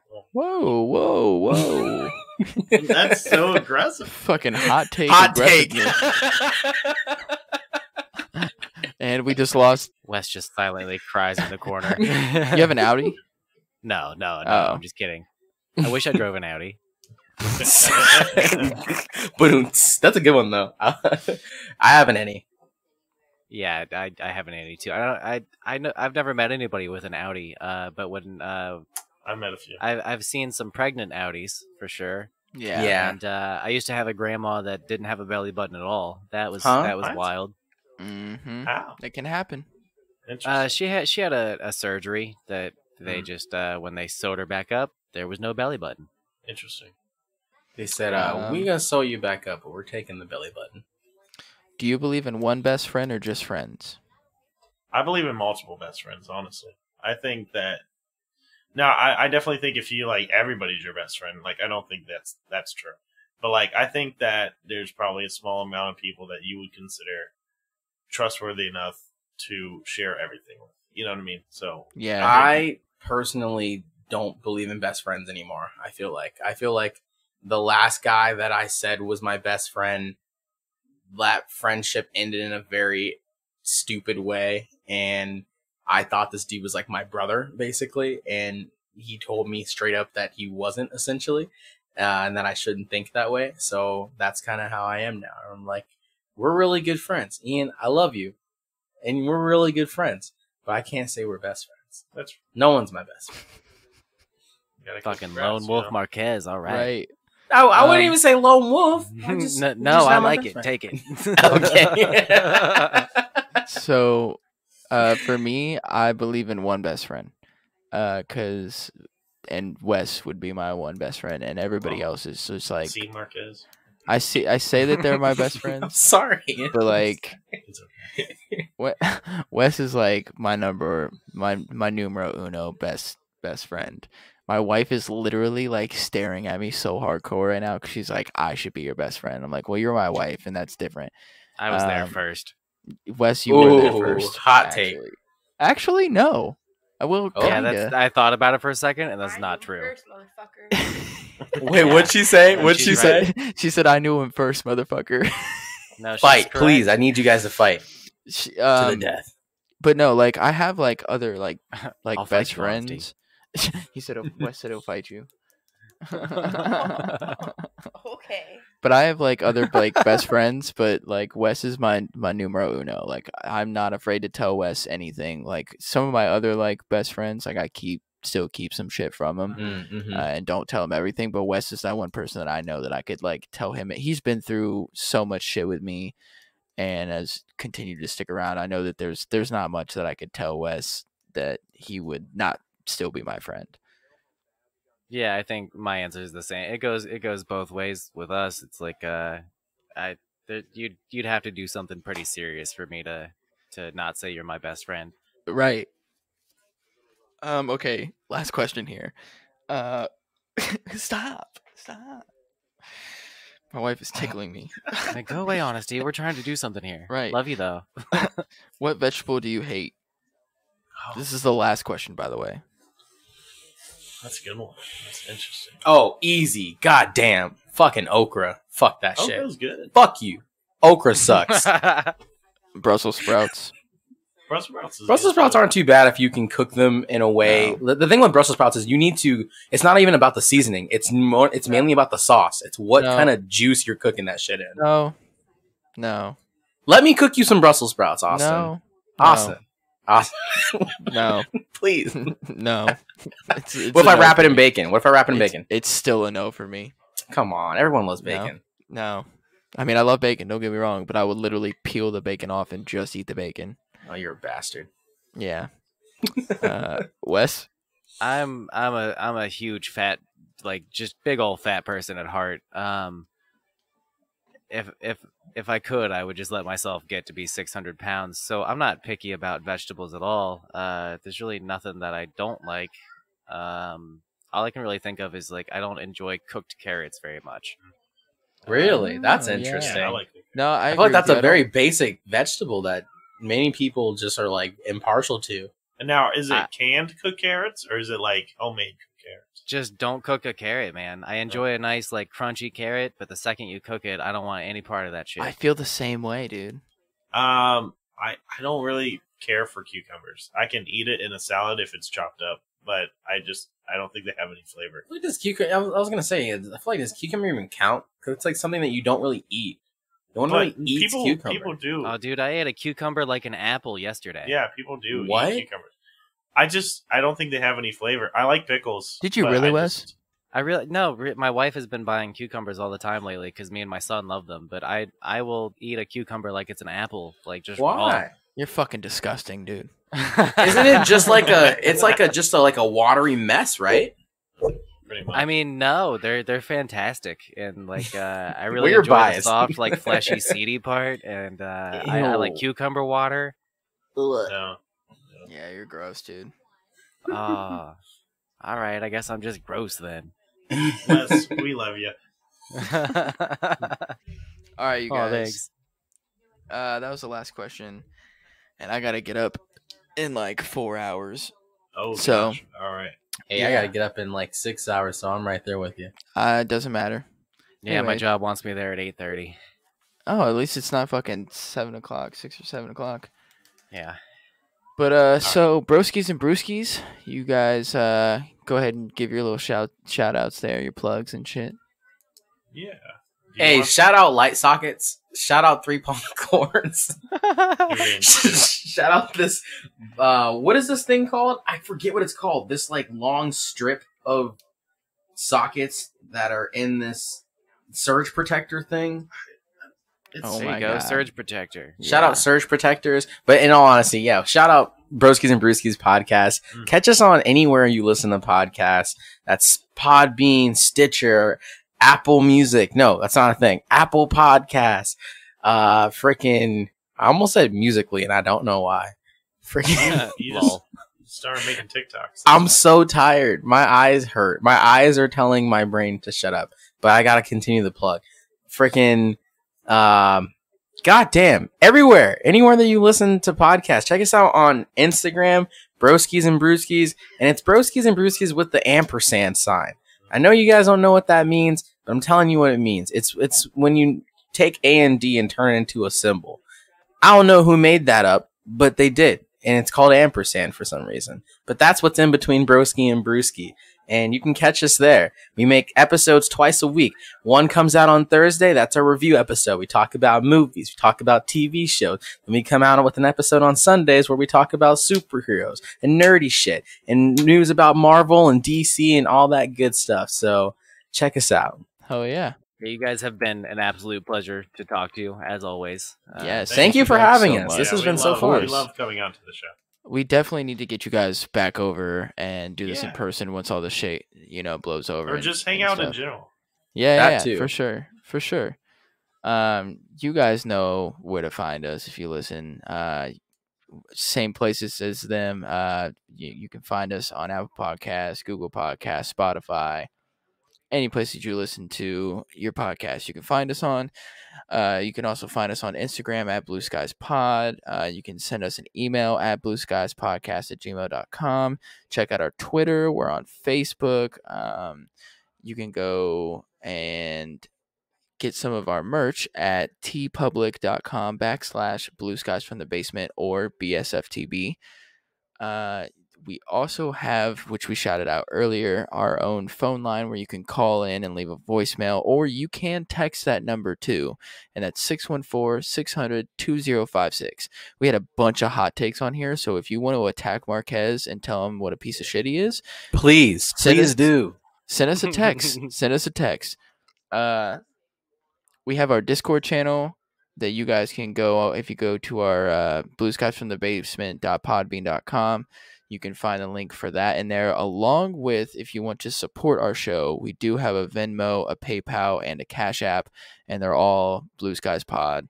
So if you want to support the show, that's the number one way that you can do it.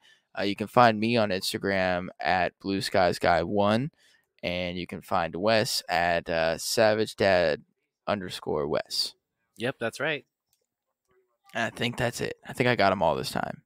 Yeah, dude, you're getting really good at doing that. And I'm also not drunk, so let that be known. I'm getting there. I did not drink at all for this. If anything, I had tea, so I'm actually like more awake than normal. Shouts out sobriety. Hell yeah. But next time we have you guys on, we'll have to do drinks, because I know that's part of you guys' show. Yes, so you guys we go love check out the their drinks. podcast, and they usually do like a shot or a different type of alcohol per episode. Yeah. We do a shot every episode. At the beginning of every episode, that's like tradition, and then we will do like a different beer, and sometimes we'll spice it up and do mixed drink every few episodes or every episode. When we first started, it was a shot every hour because we used to go long. Oh yeah, we used to have 3-hour-long podcasts where we were bad. doing a shot every hour and drinking mixed drinks as well. And Ian would be like sweating in his seat, like, "Oh, I'm drunk!" Like this dude could not hang. I've been there a few times. Yeah, we don't have 3-hour-long episodes anymore, which is good. So We still do. yeah, It ends up happening Yep. way too often. it's all right. Some people like that. All right, you guys, I got to hop off of here. I So gotcha. thank you guys so much for coming on. Check Broskis and Brewskis out, you guys. And later. Peace. Yeah. See ya.